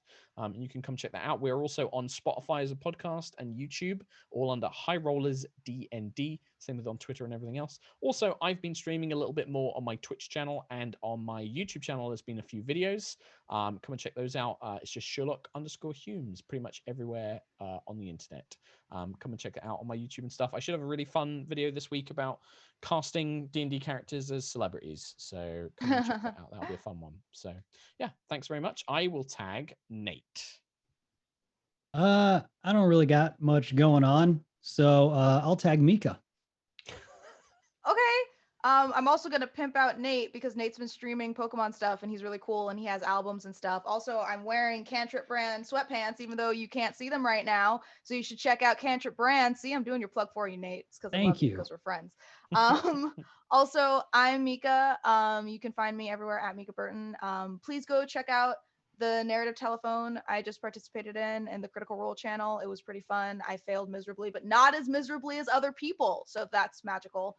And then next month, I have my own story that I'm going to be torturing everyone with. And I've been told it's the second meanest story that has ever happened. So tune in for that. And I'm going to tag Anna. Thanks. If you want to see more of this little beautiful creature, follow at Happy Nizki, Nizki on Instagram. That's most of what I do on social media now, because animals on social media are wonderful while people often aren't.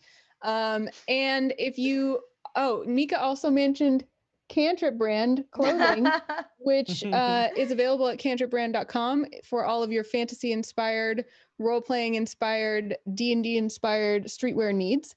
And if you want to watch more from me, the Holiday Acquisitions Incorporated special was released on the 12th. You can watch Evelyn and Strix on, I believe that's on YouTube now for Acquisitions Incorporated. And on Saturday this week, I have a new episode of Pawns and Patrons, which is our drop-in friendly Dungeon Crawl Classic show with most of the original Miss Clicks D&D cast. And I'm forgetting something. Oh, Extra Brains is our new talk show. It's a good time to catch up on that as well, because we are also on holiday break. That's all. Excellent. I tag Shady. Hi guys, I'm the last tag, and these foolish mortals have left me with a full 2 minutes to talk to you. So this Saturday, I will be doing a Pokemon Rocket Break first edition with 12 people that bought in, and everyone's gonna walk away with a foil and many other cards. It'll be really fun. 2 p.m. Eastern, twitch.tv/ShadyPenguinn. Also, listen, 2020 was trash mostly. There were some bright spots, I'm sure, in all of our lives, but mostly complete garbage. We can all agree with that. 2021 is coming. That's the next time we'll see you, beautiful people. And I know some people hate on New Year's resolutions, but in my book, if you can find any excuse to make a better change for yourself, don't let those people tear you down. Make the change, go for it, be better in 2021. And that's it. That's my spiel. What a great use of 2 minutes, Shady. That was amazing. Thank you. I love it. I feel so uplifted. This is why I'm the president of the ShadyPenguinn fan club. You can sign up today. He's the best. I love You can't sign up today. It's just me. It's just one person. It's closed enrollment. It's the Toilet Boys. I will never forget that. Forgot about Toilet Boys. Amazing. Well, thank you so much, everybody. I think we got D&D Beyond up next, I think. So you can check those guys out. And we're done. We're going to get out a whole minute early. How about Holy crap. I'm going to Holy go crap. eat some pho. that? Nice. Well, thanks very much for joining us. See you next time. Bye. Bye.